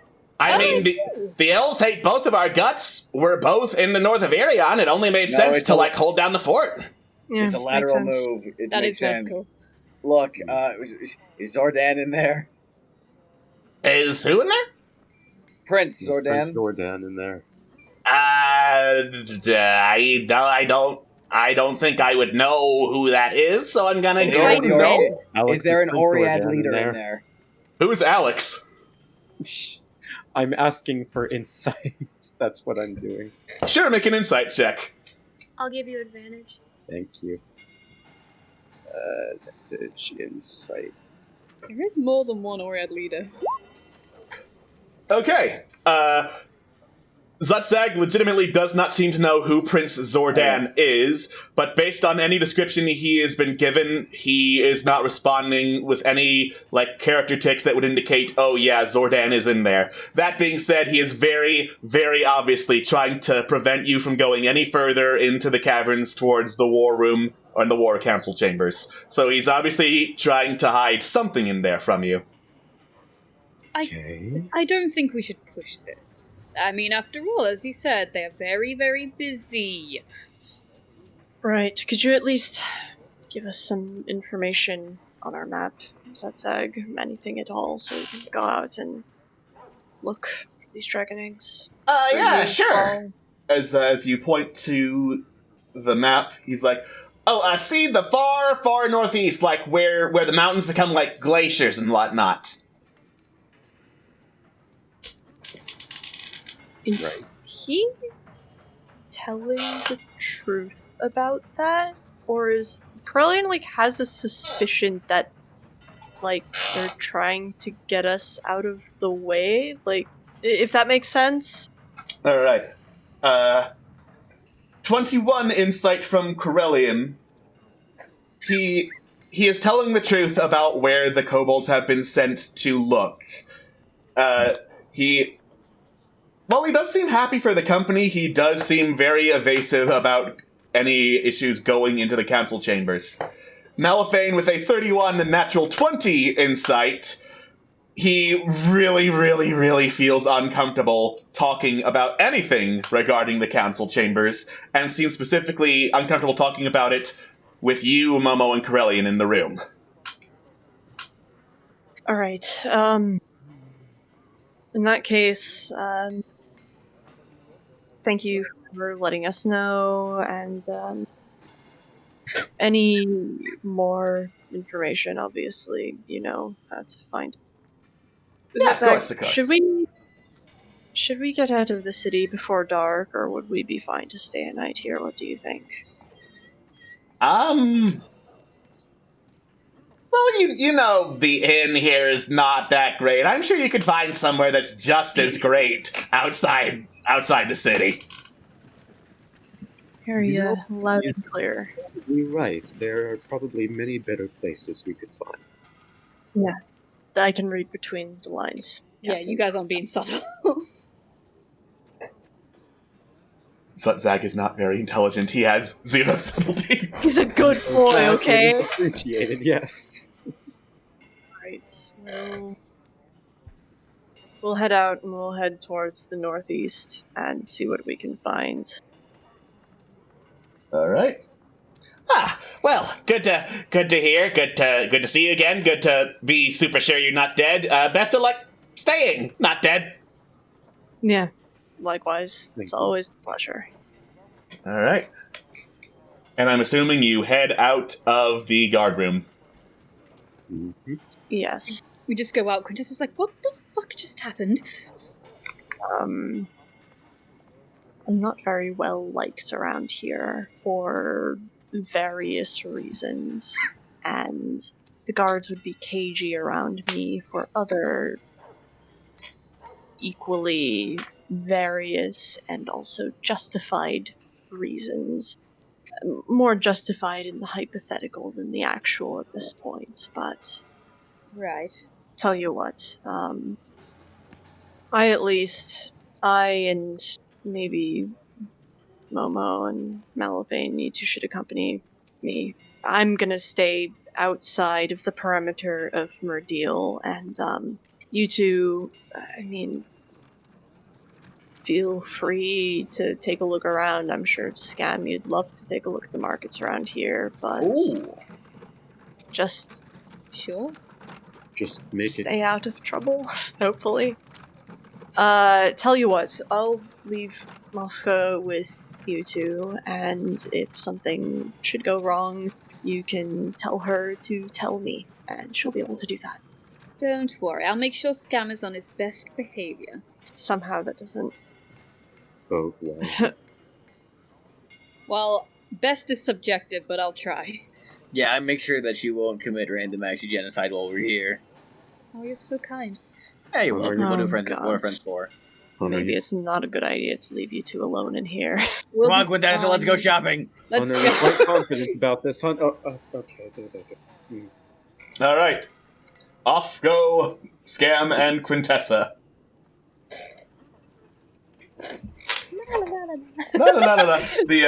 The markets of Murdil are, for you, Quintessa, they're very, very cramped. Scam, you're small enough that you can go through with very few problems. You pass by a couple of Oriad who give you very dirty looks as you pass by, but are very, very packed in the streets of Murdil, so don't have the room to do anything to you. And the three shops that you notice that are of the... or rather, that would have the things that an adventurer would care the most about are the Huge Cat, which apparently is just this, like, shack full of animals in cages that sell them as animal companions. Blue Steel, which sells, like, heavy armor and whatnot. And the Ordinary Berry, which, asking around and asking the right questions, Scam, you know, sells, like, clockwork, tinkering, tools, and apparently explosives, if you are on the up and up with the proprietor. Things go boom. That is correct. I see a lot of things around here. I'm kind of on the out since we spent almost all of our money getting Trevlon back. Yeah. Yeah. How much do I have? Well, I have like 200 gold. I have 271 gold and 36 copper. Yeah, how the mighty have fallen. Okay. The real question is, anything useful to us here? I mean, like, ugh. I wonder. Hey, walk over to the animal shop. What do you got? Let me see your wares. You walk into the animal shop, you look around, there are a bunch of small animals in cages, rats, cats, chickens, and the like, and there is, like, this small bell with a string on it near the back of, like, the shack/cave/ it's just some place that's been plopped Ding, down and ding, no one's ding, bothered to ding, clean. ding. You ring it for service, and then behind you, you hear, "Yes?" Huh? You turn around and there is this old female kobold with a twitching eye standing beside you, hunched over, just staring right at you, like less than a foot away. Hello, ma'am? Question mark? Hi. Hello. Yes, looking at your animals, they're all very nice. How much do they usually sell for? Not much. Yeah? Cool. Hey, so, like, you're a kobold, I assume? Cocks head looking at her. You stare at the kobold, there is no response. Let me ask you, what's the kobold zeitgeist right now? What kind of animals? What kind of animals are kobolds particularly favorable of? Like, what's in this year? We like weasels and bats. Oh man, yeah, I know a kobold who likes weasels. Hey, you ever hear any hot rumors about what kind of animals that great leader Snalgoo hangs around? She likes weasels and bats. Great, how much for a weasel and the bat? Weasels are out of stock. They just keep getting bought up every time we find them. Bats are 2 copper. 2 copper, yeah. Man, yeah, I will happily buy a bat. All right. As you hand over the 2 copper, the kobold just opens one of the cages with the bat in it, and it just, like, flies right at your face, flapping everywhere, Scam. Stop, down. Damn, okay, cool. Go in my hat. Takes. The bat is in the hat. I put the bat in the hat on my head. All right. I give a little tap. You can take a nap in there if you want or something. If you shit on my head, you're out. Okay. The hat is just like shifting every which direction as the bat is like flying everywhere in it. Totally not suspicious. You'll calm down eventually. I'll look around. Yeah. Right. So, like, thank you for the bat. I'm gonna name him Vlad. Vlad. Okay. Yeah, Vlad the Hat Bat is what I'm naming him. Anyway, thank you. Cool. Bye. Scam walks out with a moving hat. Carly's actually going to use one half of the sending stones to contact Scam because he thought of something, and that would be. Let me count out the words first. Hold on. Okay.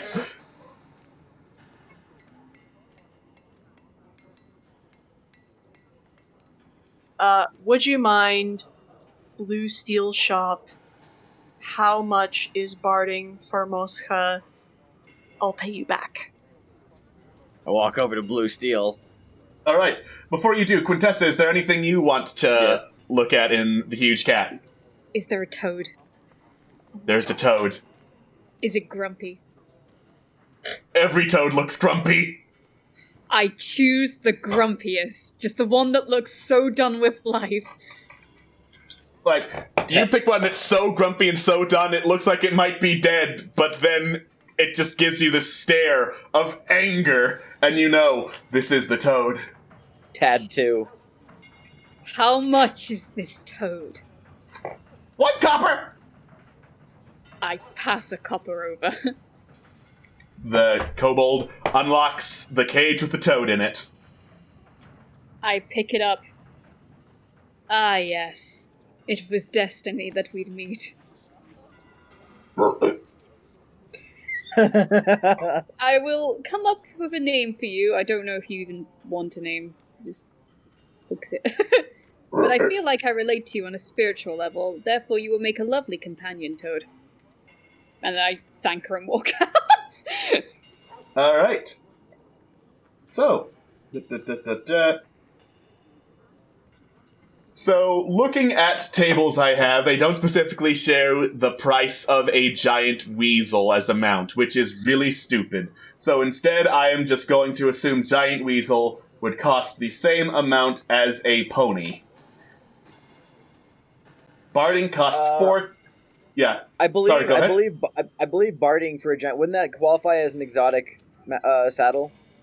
Because it's not a normal saddle. Here's an interesting philosophical debate. Sure.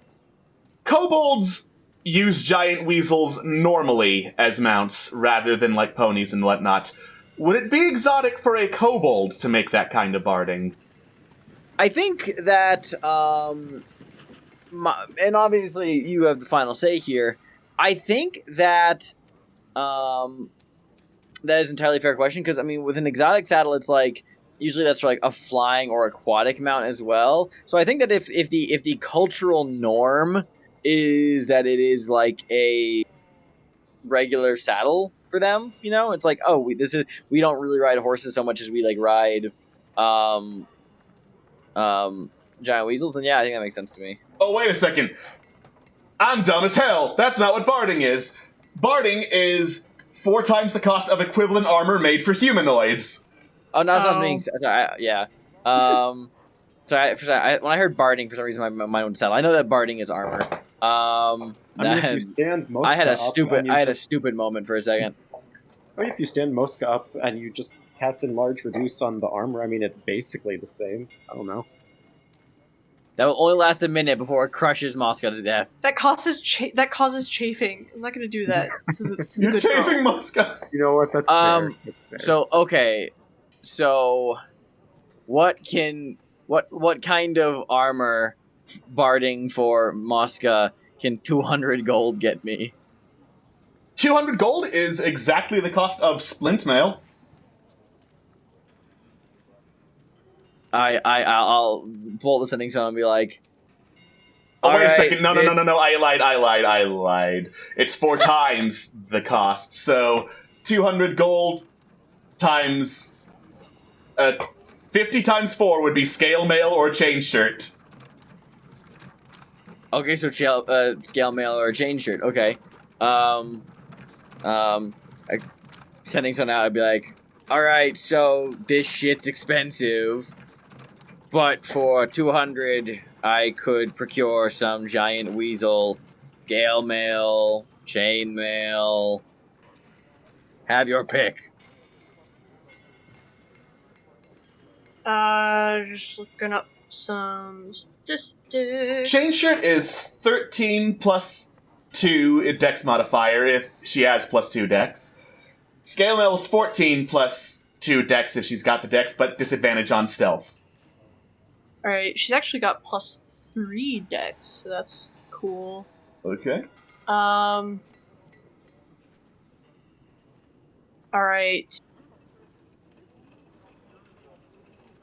I don't think I can reply back since that was the one. You can't reply back. Oh shit, you're right. Like Scam realized that after he answers, goes, hell.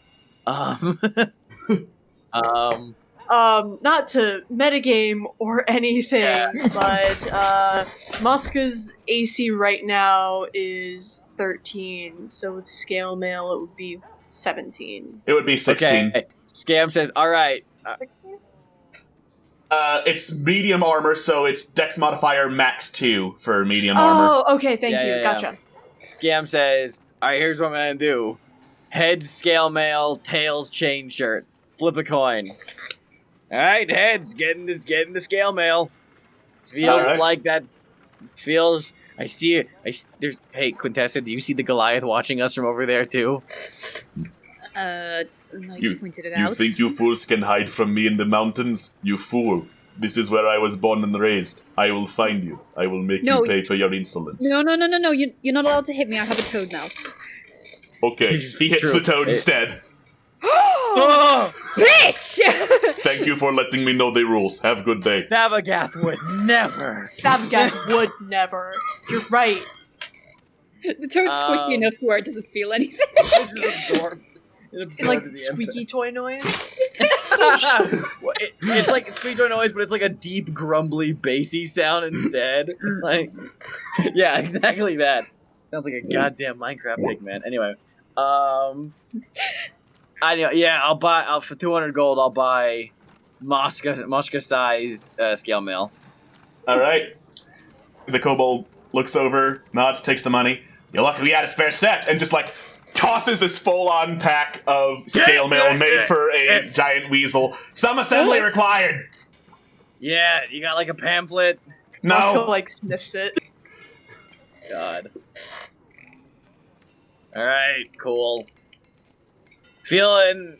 Listen, I think the other place has got like bombs and stuff, but like I don't think our purpose here is to be explosive. So maybe we should just walk away from the explosions. That's true. That makes you sound somewhat responsible. You know what? I'm Don't tell anybody. Don't I tell won't anybody. tell anyone. Well, you know what? We both have pets now. We're parents. We have to set a good example, so no explosives until we put them somewhere else. The fact that I am somehow a single parent is the most terrifying concept that's ever been raised in existence. I personally lived that existential horror my entire life. No one asked you, Jabidi.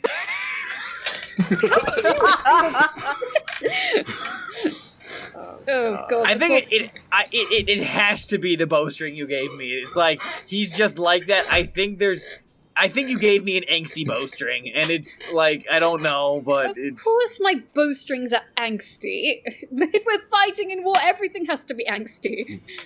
Imagine there's no war. It's easy if you try.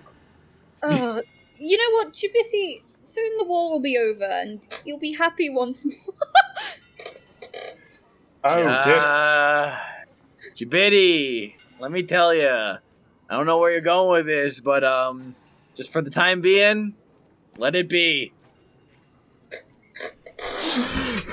Thank you. Good night, everyone. Drive safe. We'll see you next week on Fallen Empires. Yeah. Well, the rest of the gang seem to be off in a hurry. Obviously, something's bothering them. Maybe we should meet up before everything goes all helter-skelter. Perhaps. Oh, God.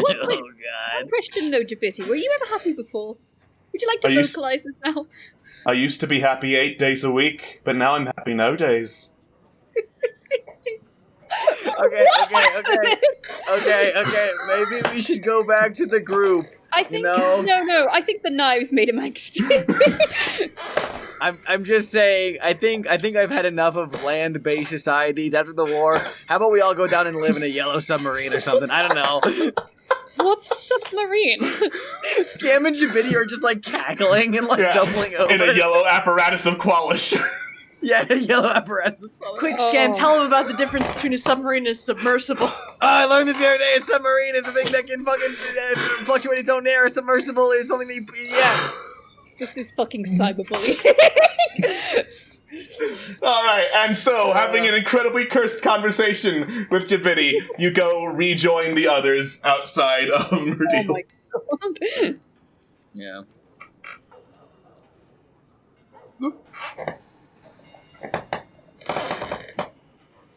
Why did it get rainy all of a sudden? Okay. Hey, Kay. Toss the armor. There you go. I flipped the Krillin, coin. like, grabs it and doesn't stumble. Because Krillin's the only person who's strong in this group. Let's be completely honest. No one else lifts. No one else lifts. No. Oh, thank you. I didn't think that, how much do I owe you? Hey, I'm out 200. Okay, Krillin, like, looks over their own wallet as they expand this character sheet. Okay. Are you in debt to me now? It's 10 gold to a platinum, right? Yes. Yeah. Yes. Okay. So 20 platinum would be 200 gold, so... Yeah. No. Not in debt. I still own you, Scam. Oh... Yeah, no, I'm okay with this. Alright, thanks. Wait. What? What? What? I'm gonna check this for... Yeah, I'm gonna go over here now, so just Scam picks a random direction and just starts walking. Just walks into the fucking ocean. I know, fully looking like he is, like, moving with purpose, but he picks a single direction, keeps moving like he means to go there. And you just see Scam walk into the ocean.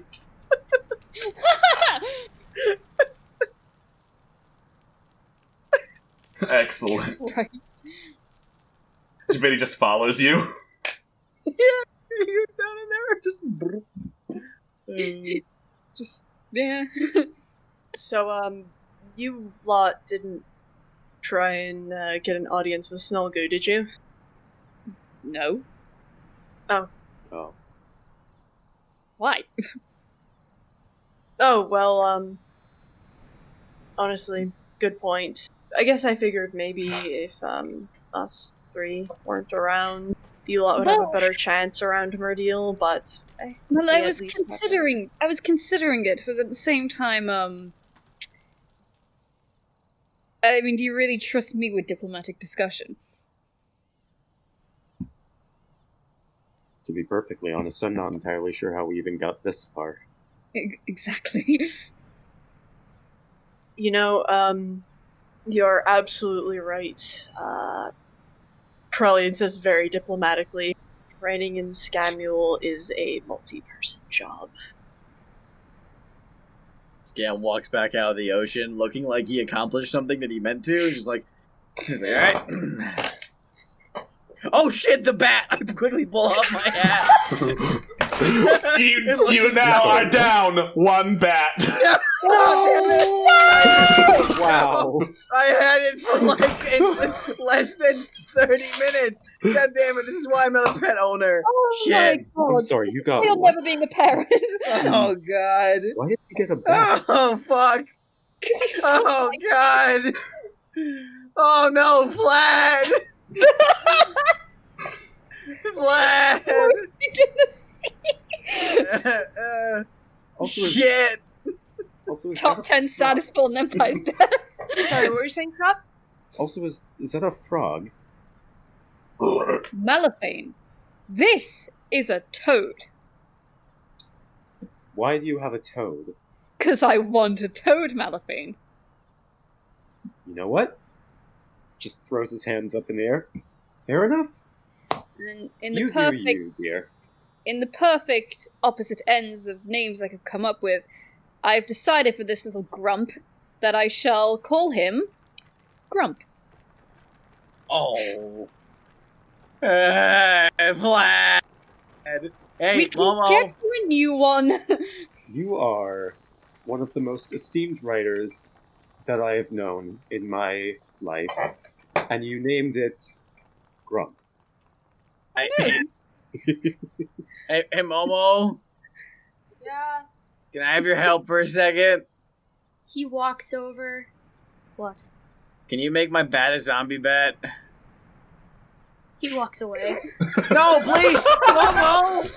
Wait! No, my pet, I just bought him and he died! Please! Can you just, I don't want you to, like, spend fucking Revivify on him. Just, like, can I have a zombie bat? No? Momo? Shit, okay. He walks back reluctantly. Yeah, my guy! Give me the bat. Yes! I hand over the wet, soggy form of Vlad. What the hell did you do to him? I put him in my hat and I walked into the ocean. I forgot he was in thought there. that was a good. I forgot he was in there. He gripped. I need the chat to know that the majority of the group was like facepalming a second ago. Oh, this group is a bit out of character. This group is a mess, and I love it. Oh. If you promise me that you will not kill this one, How can I kill him? He's already dead. No, I know what you mean. Yeah, I'm gonna. Listen, the fact that I forgot that he was in my hat is that it's probably better that he's undead so he doesn't need to be, like, fed or breathe. this is not about you as a pet owner. It says a lot about me as just a fucking responsible person, but, like, we're not gonna go there right now. If you ever have children, would you turn it into like a zombie baby if you like dropped it by accident? I will have you know I am at least smart enough to understand that I should never be allowed to procreate. Absolutely. Lesson learned. Well done. Once we agree on something. Yeah. I will protect you with my life, Animate Grump. dead on the bat. All right. After chanting some dark magical words, Vlad the Bat, like, shifts up back into unlife, blank white eyes slamming open as it just stares silently into nothingness. Hell yeah, I put him back in my hat and put the hat on. He like snaps his neck up and he looks at you. Why? No, I take it back. No, No, I am going to be an understanding and loving parent. Love is unconditional, Momo. Wait a minute. It's only under Momo's control, though. We're not gonna. What? I don't hear any of that. Whatever. Creature is under your control for 24 hours after which it stops obeying any command you've given. Can I like stealthily make it like squirm in his hat and scream? Yes, absolutely. Momo It's like kind a- of turns like a away scalp massage. and starts walking away, and then you just hear this. Oh God! Really, just going up. Yeah. Okay. Well, it's like a head massage. I like it. It's weird and disturbing. This thing is. Yeah. Okay, Vlad, you're doing good up there. I pat the hat. All right. So before we move on, what do we know about white dragons? And you're a librarian, Quintessa. You know about history, right? Do you happen to know anything about this particular white dragon? I can lend my aid. I've heard a few things here and there. Well, Can I just make a history about just white dragons in general? White dragons in general? Sure, yeah, that's separate enough from the history of Midas. Alrighty. can I recollect my thoughts? Yes. Okay. All right. So his. Well, you first. You first. Yeah. 20, please. Okay. White dragons in general. White dragons are considered the weakest of the chromatic dragons, which is not saying much because white dragons can still absolutely fuck shit up. White dragons have like the intelligence of the average human, but generally act like brutes and engines of pure destruction, preferring tundra areas to anything else. They're really, really not fun to fight, because obviously dragons, they'll freeze you solid, there's no negotiating with them, they hate you. Midas, in particular, was always kind of a grumpy epitome of white dragonhood, if the legends are true. Like, kobolds tried to worship her, and she, killed every single one that came within a mile of her lair. According to the legends, eventually she was killed when a band of Aarakocra got together and basically, hunted her down over the course of many days so that she couldn't rest, before finally she just, fell into this deep glacial cave, and her remains are still there. So, when Corellian asks that, I guess I'll just speak generally and then you can speak. But anyways, well, generally, not too much, honestly. I mean, needless to say, they prefer the cold. They're gonna freeze you solid. I mean, they have pretty average intelligence, but I still wouldn't necessarily get near them anyway. They're pretty much agents of chaos. That's about as much as I know. I say everything that was said.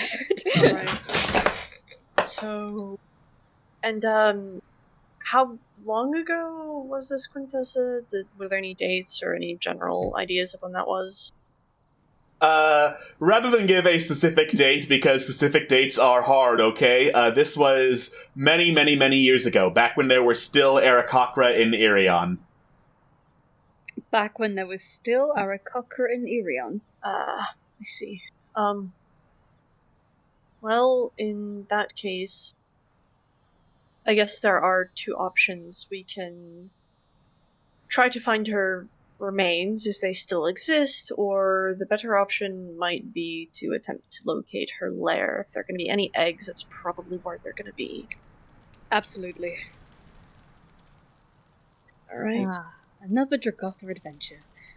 No. Oh, yeah, sorry.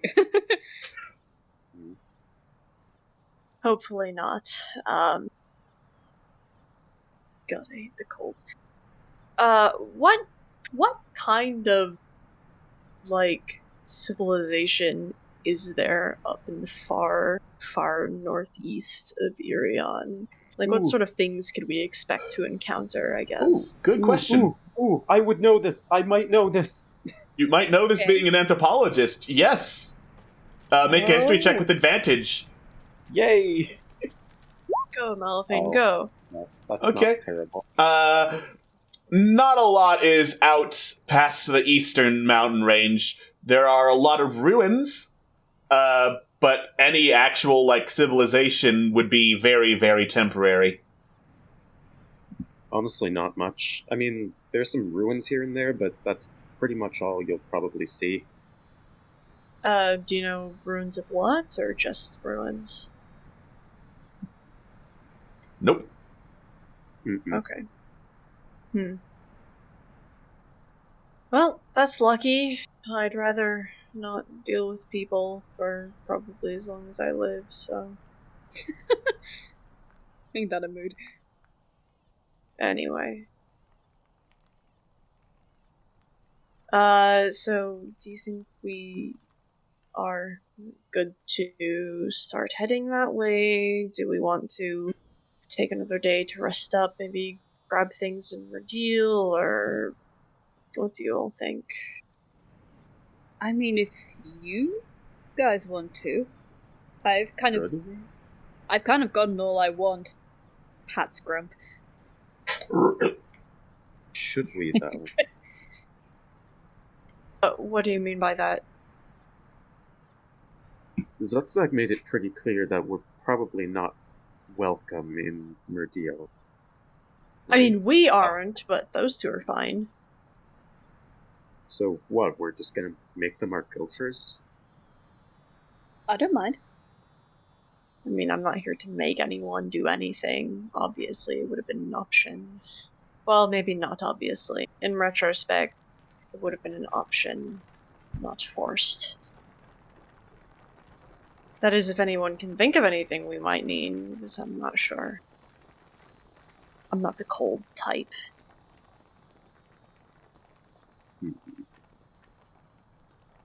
Slowly opens document for shops in Murdil. Shops in Murdil. It is the huge cat has animals, blue steel has heavy armor, ordinary berry has clockwork stuff and guns. And bombs and stuff. I mean, out of character, as much as I would love to get a pet, probably now is not the time for that. We all just get pets instead. Yeah. Everyone Also, just, like, walks back, get a pet, looks over towards the council chambers, nah, walks back. I also don't think they have the pet that I'm looking for, that Malphane would be looking for anyways, so... They probably do not. Yeah. Anyways. I mean... It's alright. It's alright, Malphane. I'm the only pet you need in your life. I'm not sure whether to awe at that or raise an eyebrow. Anyways, continue, Corellian. I mean, alternatively, if you two are willing, you could try to seek an audience with Snalgu, seeing as that, unlike us, me specifically, you wouldn't be under suspicion of probably wanting to try to kill her, so you'd likely be way more likely to get an audience. That's an option. Okay. I think that could work. Do you all know the whole backstory to that? I know bits and pieces because someone looks at Malphane wasn't elaborating. I see. Alright, basically, shit kind of went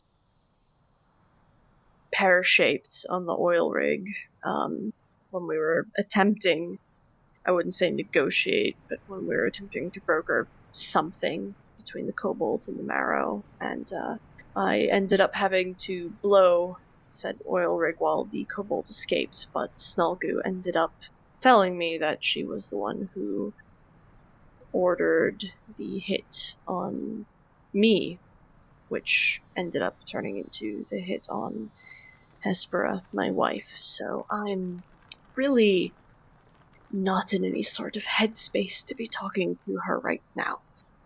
Which I understand why I wouldn't be let anywhere near a council chamber, of course, for that reason. So that's basically it. And naturally, you've seen how, maybe not we, but you've seen how negotiations tend to go around us. So. Had I told you, you might have been a bit overwhelmed by the circumstances. Well... At the time, rather. Yes.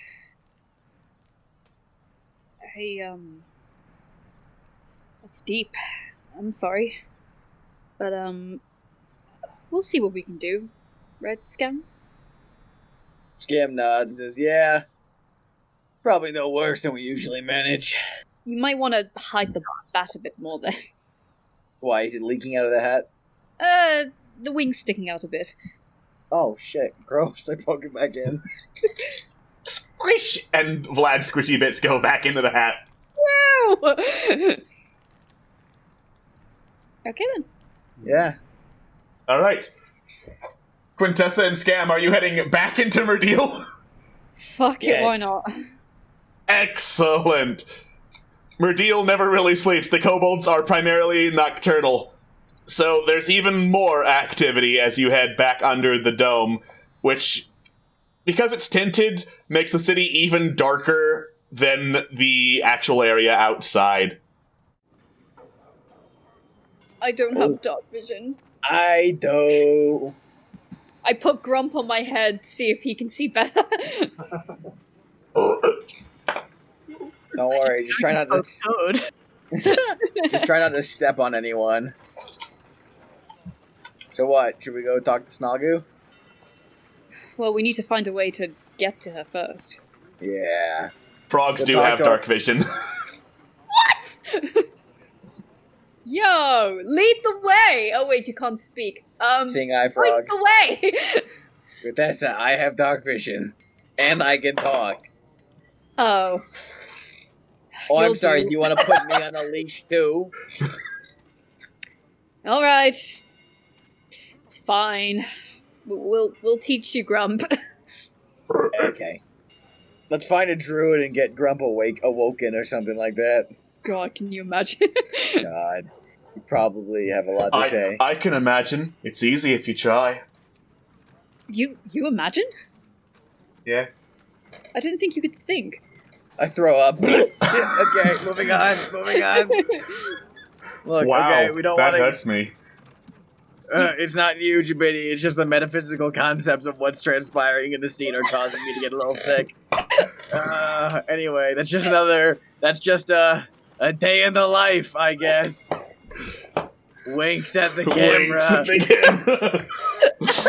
camera. Fourth Wall Goliath does not know who the Beatles are, so we are safe for now. For now. Alright. Well, I think we should get to talking to Snoggu with a little help from my friends. Alright. You head back towards the council chambers, I'm assuming guiding Quintessa since she can't see. Yeah. Yeah. The campfire in here is dying out, so, like, there's low light, and you can vaguely see. And you get in there just as guard gets changed, and you see a couple of, kobolds in fancier clothes heading out of nearby chambers. One of them is an older female one who has, robes on and a staff with, like, what looks like a dragon skull on the end, which is obviously the priestess Snalgu.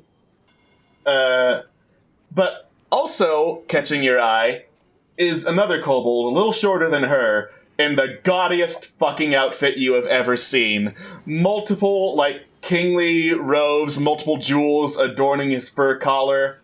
Just looking smug as all hell. And I'll pull up his picture right now. What the fuck is this? Fuck! He's beautiful. It's beautiful. I love this artwork from Tome of Beasts so much. All right, I will take Grump off my head since we are in royalty. All right. Since neither Zakti nor any of the other council members know you, they don't even look your direction and are just heading towards a further back cavern. Excuse me, High Priestess. Snalgu stops, slowly looks around, and sees you. Come on, show the art. There we go. There is Snalgu. She's beautiful. Your reverence. Hi, Scam Likely. Nice to meet you. Don't care. I figured not. Okay, great. Feelings mutual. So anyway, I'll make it brief and quick. We need an audience. We're friends of Corellian. Okay, you're definitely not getting one. And she turns and walks away. Yeah, wait, hold on. Like, I misphrased. Sorry, hold on. Wait, don't walk away. I misphrased. I meant to say, I know you through Corellian, but I have non-Corellian related business to discuss with you that is very important. You probably don't. Let's be honest with ourselves. I mean, if we're all being honest, yeah, but it is kind of important. I can She advocate. is still heading away. Hey, I'm gonna follow you and start following her. Listen, High Priestess. You start following her, and then two incredibly jacked kobolds, like the size of dwarves, step in between you and her. What is your protein regimen? I need to know. No? Okay. Look, it's not good. It's related to the events at hand. Calling after going, did I mention I know Corellian? Nothing Shit. you say is convincing her to put any pause in her walk, and she is Stop gone mentioning into the Corellian! shadows. I panicked! You try. Shit. Why'd they send us in here? I don't know. As you're yelling at each other, the more gaudily dressed one in like the kingly robes slowly looks your way. So, I could not help but notice, because you are yelling about it very loudly, you two are acquaintances of Corellian. Acquaintances, yes. Not acquaintances. friends, acquaintances. We have traveled. We know each other. Of course. I'm sure that you just happened to pass him by. Should you ever do that again, would you be so kind as to pass on a message from his king? Yeah, why don't you give the message to Quintessa? She'll relay it. Oh, of course. Tell him that he should have been the one to die, and one day that mistake will be corrected. Dark. Hey, so about that war that's going on right now. Ah, yes, the war, the one that you have no business telling us our business in. Well, we're not really telling you your business. I was just curious about why the Oriad.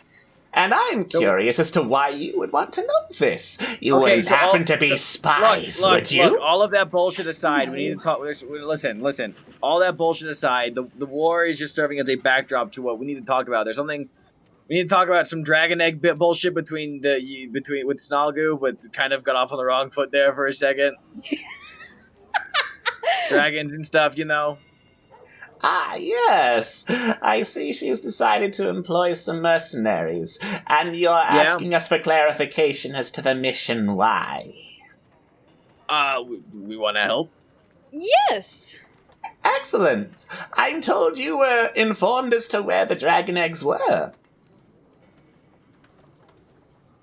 Yeah, more or less, but we're kind of And I extremely can't hazy help on the but details. notice that this is the exact opposite direction of the dragon eggs.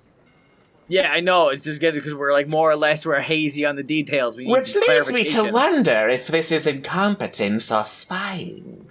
One I It's could not just execute spying. you for. I will have you know, Puff Daddy K, that I am not smart enough to be a spy. Incompetence it is, then. I have no time for incompetence. Remove them! And the swole kobolds just menacingly approach, pushing you back as they do. It's okay, Alex. You don't have to be a coward. You can say Swobold. They are, in fact, swolebolds, yes. Yes. Christ. Well, that could have gone exponentially better, Quintessa.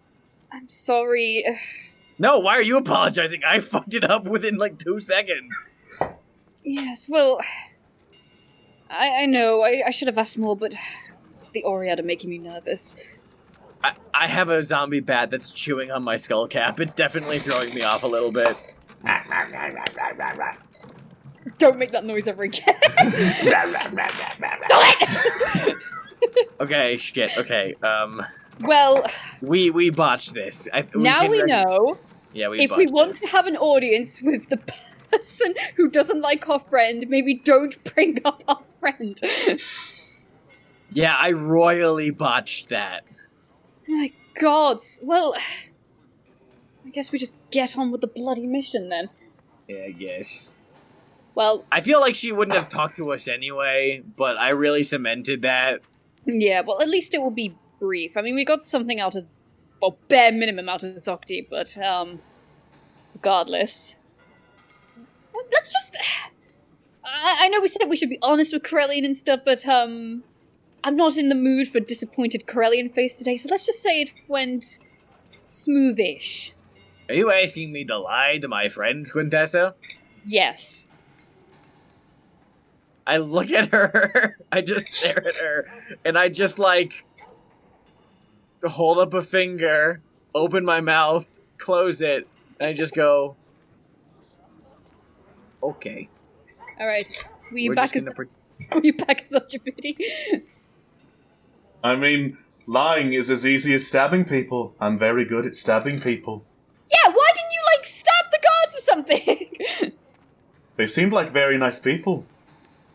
Your definition of nice is very strange. I have a very skewed sense of morality. Your laws and ethics mean nothing to me. I am advanced.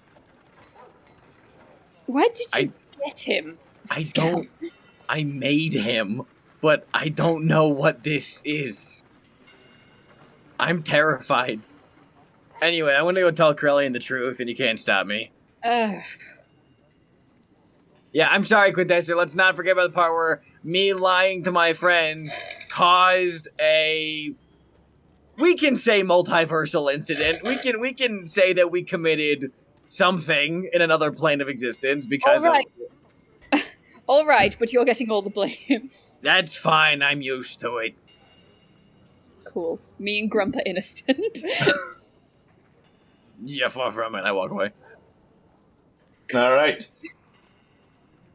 Night approaches, and the two of you return to the camp. The rest of the party is set up. All right, Corellian, I got news. What do you want, the bad or the worse? Oh. Fun choice, huh? Well, Yeah. you're still alive, so it can't be too bad. Okay, do you want to bet on that first, or... Okay, so okay, fine. So, the bad news is we didn't get anything, information-wise, at all. Okay. The worst news is because I totally botched it, by mentioning your name several times in front of Snalgu. It didn't even take him 3 seconds. I panicked. We had an entire chat about how... No, I know we did. And the thing is like, I was like, hey, can we get an audience? And she's like, no. And I was like, fuck, but like, hey, we have a connection with Corellian. Oops, no. Then it was a downward spiral from there. Like, oh, you're definitely not getting in. Okay, but we got talking, and then we talked to like a big, pimped out kobold named, I think it was like, what, Zakti? I think is what he said his name was, Zakti? What? Oh, Yeah. And then Zakti was like, so, you want to do the thing? And I'm like, yeah, we're looking for the dragon eggs. The mercenaries we send you are either incompetent or spies. And I was like, hey, I'm too dumb to be a spy. It's incompetence, guards, remove him! You say you're Corellian, I have a message for him. And oh yeah, he says that can come later. We don't need to talk about that now. Yeah, good point. We don't need to talk about the message. So... Shit. Interesting. Alright, Interesting? No, well, interesting in kind of a bad way. Zakti was the person who sort of deposed Snalgu and was working with sort of working on Sindre and putting her back into power. There's a few Oh. things, a necromancer But involved. now they're working together. To see them in Yes. to see them in the league with one another is Yeah, no, they were like walking together. Like Yeah. they were like side by side. We approached them as a unit. They were oh shit. brilliant. Do you think there's some other element at play here? Honestly, no. Snoggu's smart. She'd get as many allies as possible, and if that includes Zokti and the people who would rally behind Zokti, then that makes sense. Since she cemented her leadership from the oil rig, she's probably very strongly in charge. So, no, it makes perfect sense. Do I like it? I don't have to fucking like things. It's not like I'm part of Murdil anyway. It's not like my opinion fucking matters at that point. Snoggu's probably the best leader the kobolds have ever had, so... You want me to kill Zakti? I would love to see Zokti dead. However, we have bigger things to worry about. Yeah, you're right.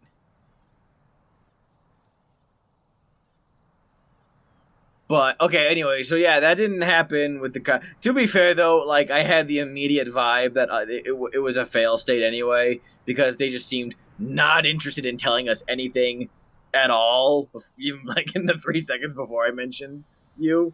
But we do know that there are already mercenaries going to deal with the whole dragon thingy, so... it is very likely. We've had the Momo cast that legend lore spell before. I mean, if we still have the finances for it, we could probably use it to get a lead on that. Maybe.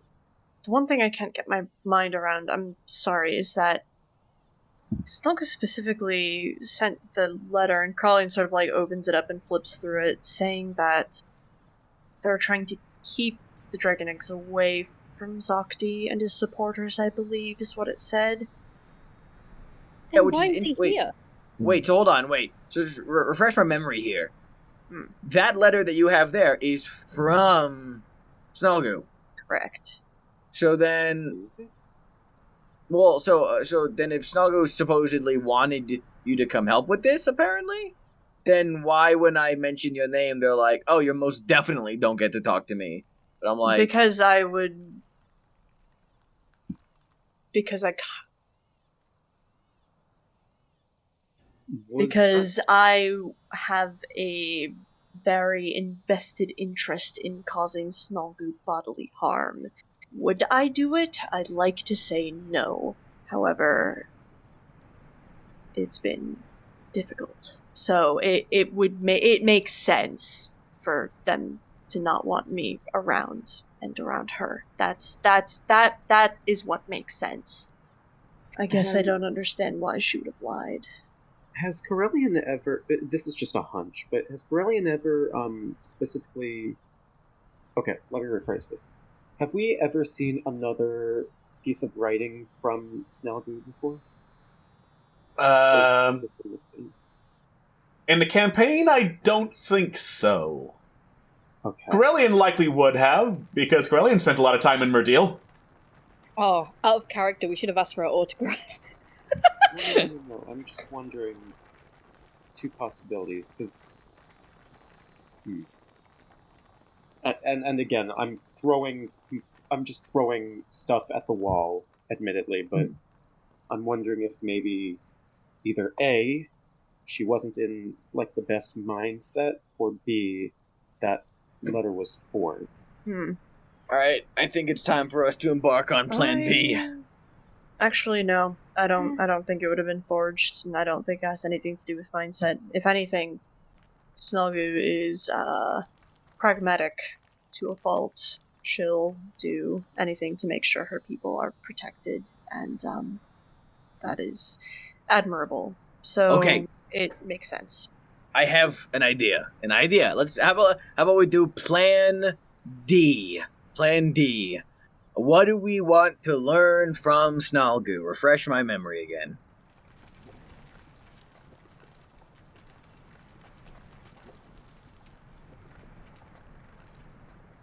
Good talk. Think a lot of things. I can think of a lot of things. Presumably, it would be what they plan to do with the dragon eggs once they've been found.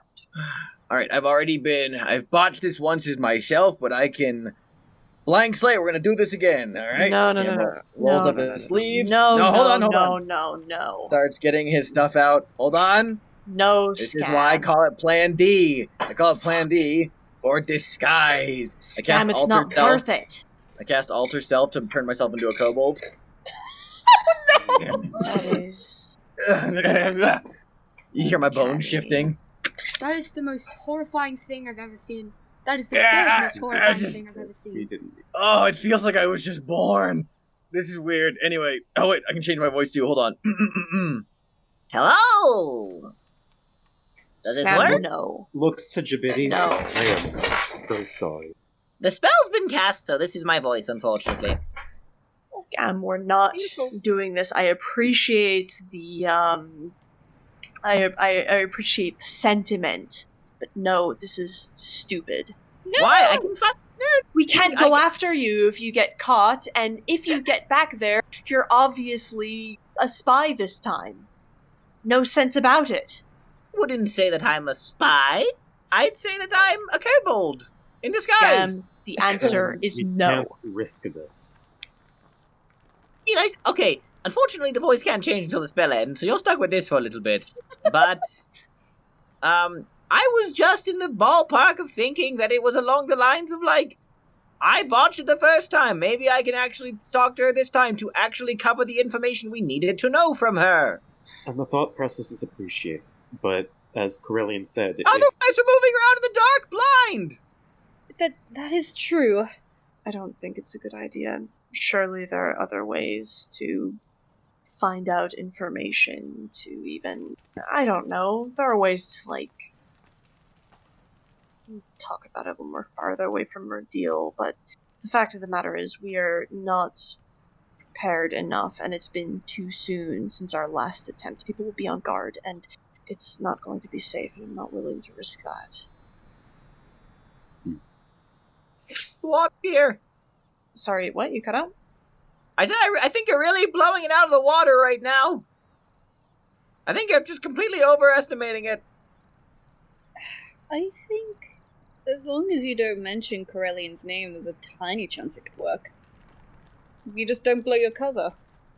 I'm not willing to risk your life, Scam, for something. Come on, they won't kill me for this.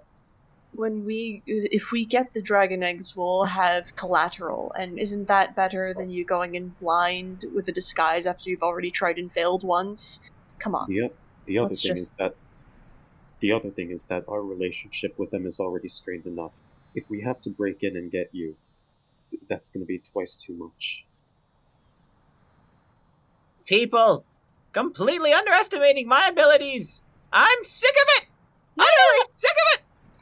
No, you can talk to me when I've turned back into a goblin. Scam like how long does the spell last? Actually, an hour, but I can choose to end it. But he's not out of spite. Like I can choose to end it at any point. But Scam is just being a diva right now. Royal Queen.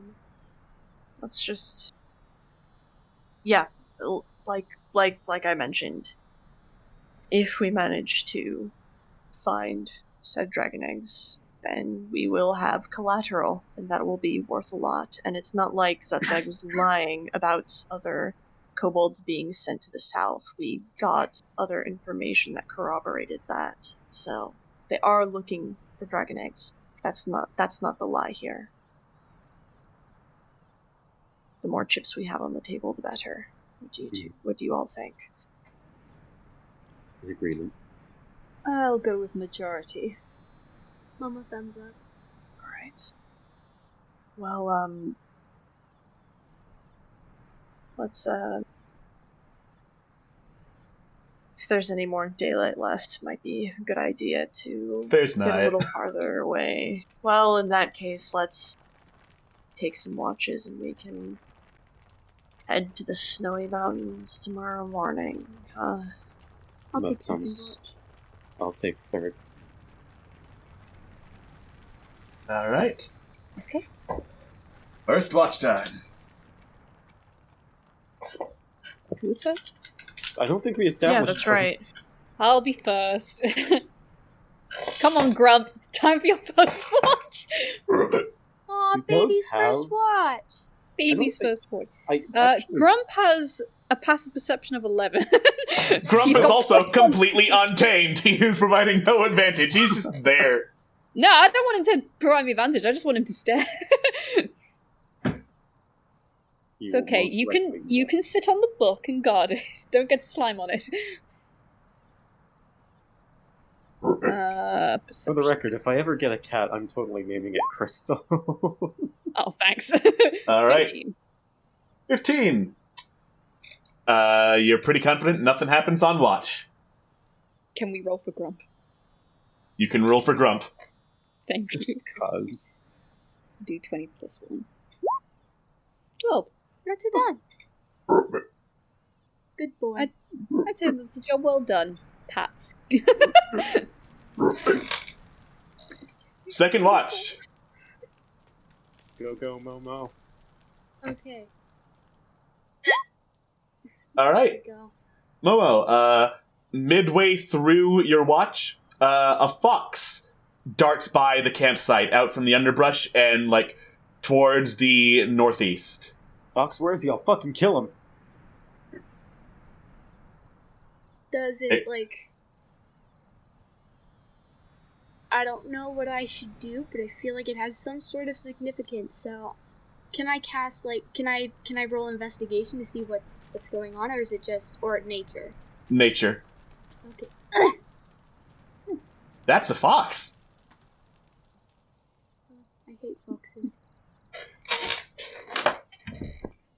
All right, and third watch.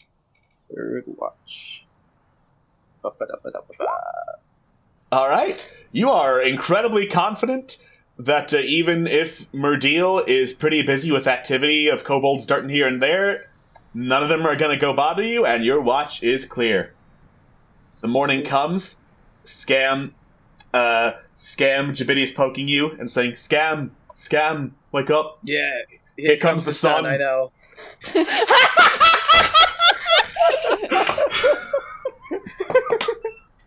Oh, you that's better, really you better gimmick. end. You better end the session right there, motherfucker. You better end the session right there.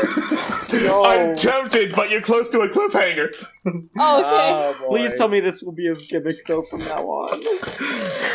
I was instructed to give him a voice. I can remove his mouth. I will get a spell scroll just so I can learn Magic Mouth and give it back to him. Alright, let's go. head northeast. All right, straight northeast. Yeah? Yeah. Time for an adventure. All right. You head northeast into the mountains, and as you continue to go, it gets noticeably colder. Like you're heading into tundra territory, where before it was just temperate, little chilly, but not anything too bad. And then towards the end of the day, you get to the actual like snowy and icy mountaintops. Wind is picking up, snow is blowing everywhere. And as you move along, you see there are several corpses strewn about, several missing body parts or with holes torn in their torsos. And like planted among them is a banner that shows the image of a black dragon head with jagged fangs. What kind of bodies do they look like? A couple of kobold bodies, some humans. Oh. Oh, is this the party we sent? Or whatever? Okay, oops. Oops. This banner, does it look familiar in any way? Does the heraldry look like something we've never seen before? Someone make a history check. Ooh, Alright. got it. Everyone makes the check. Everyone wants to make the check. I'll give you advantage. Okay. I want to do it too anyway. I mean, you could give it advantage to me anyway. No, it's okay. Well, you still get 30. Okay. So, 25 in history. Malifane, something immediately seems off about this. For one, this does not track with the way that white dragons normally kill their prey. Like, normally they'd be like frozen, dragged back to the lair, eaten whole. There's still bits of these laid out here.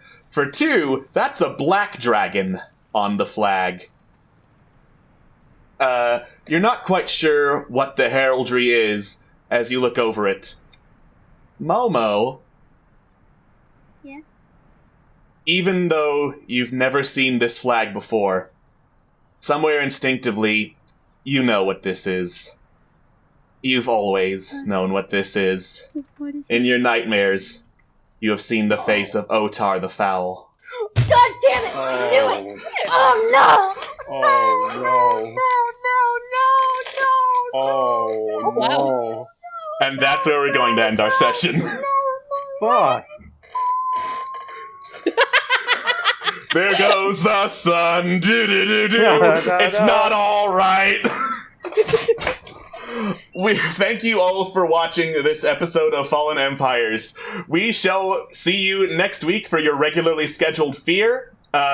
Thursday, we've got some Cursed Throne. Please watch Cursed Throne. Wednesday, if Darby's up for it, there's probably going to be a stream then. I believe Friday is Mori Ori and the Forest of Ori? Most likely.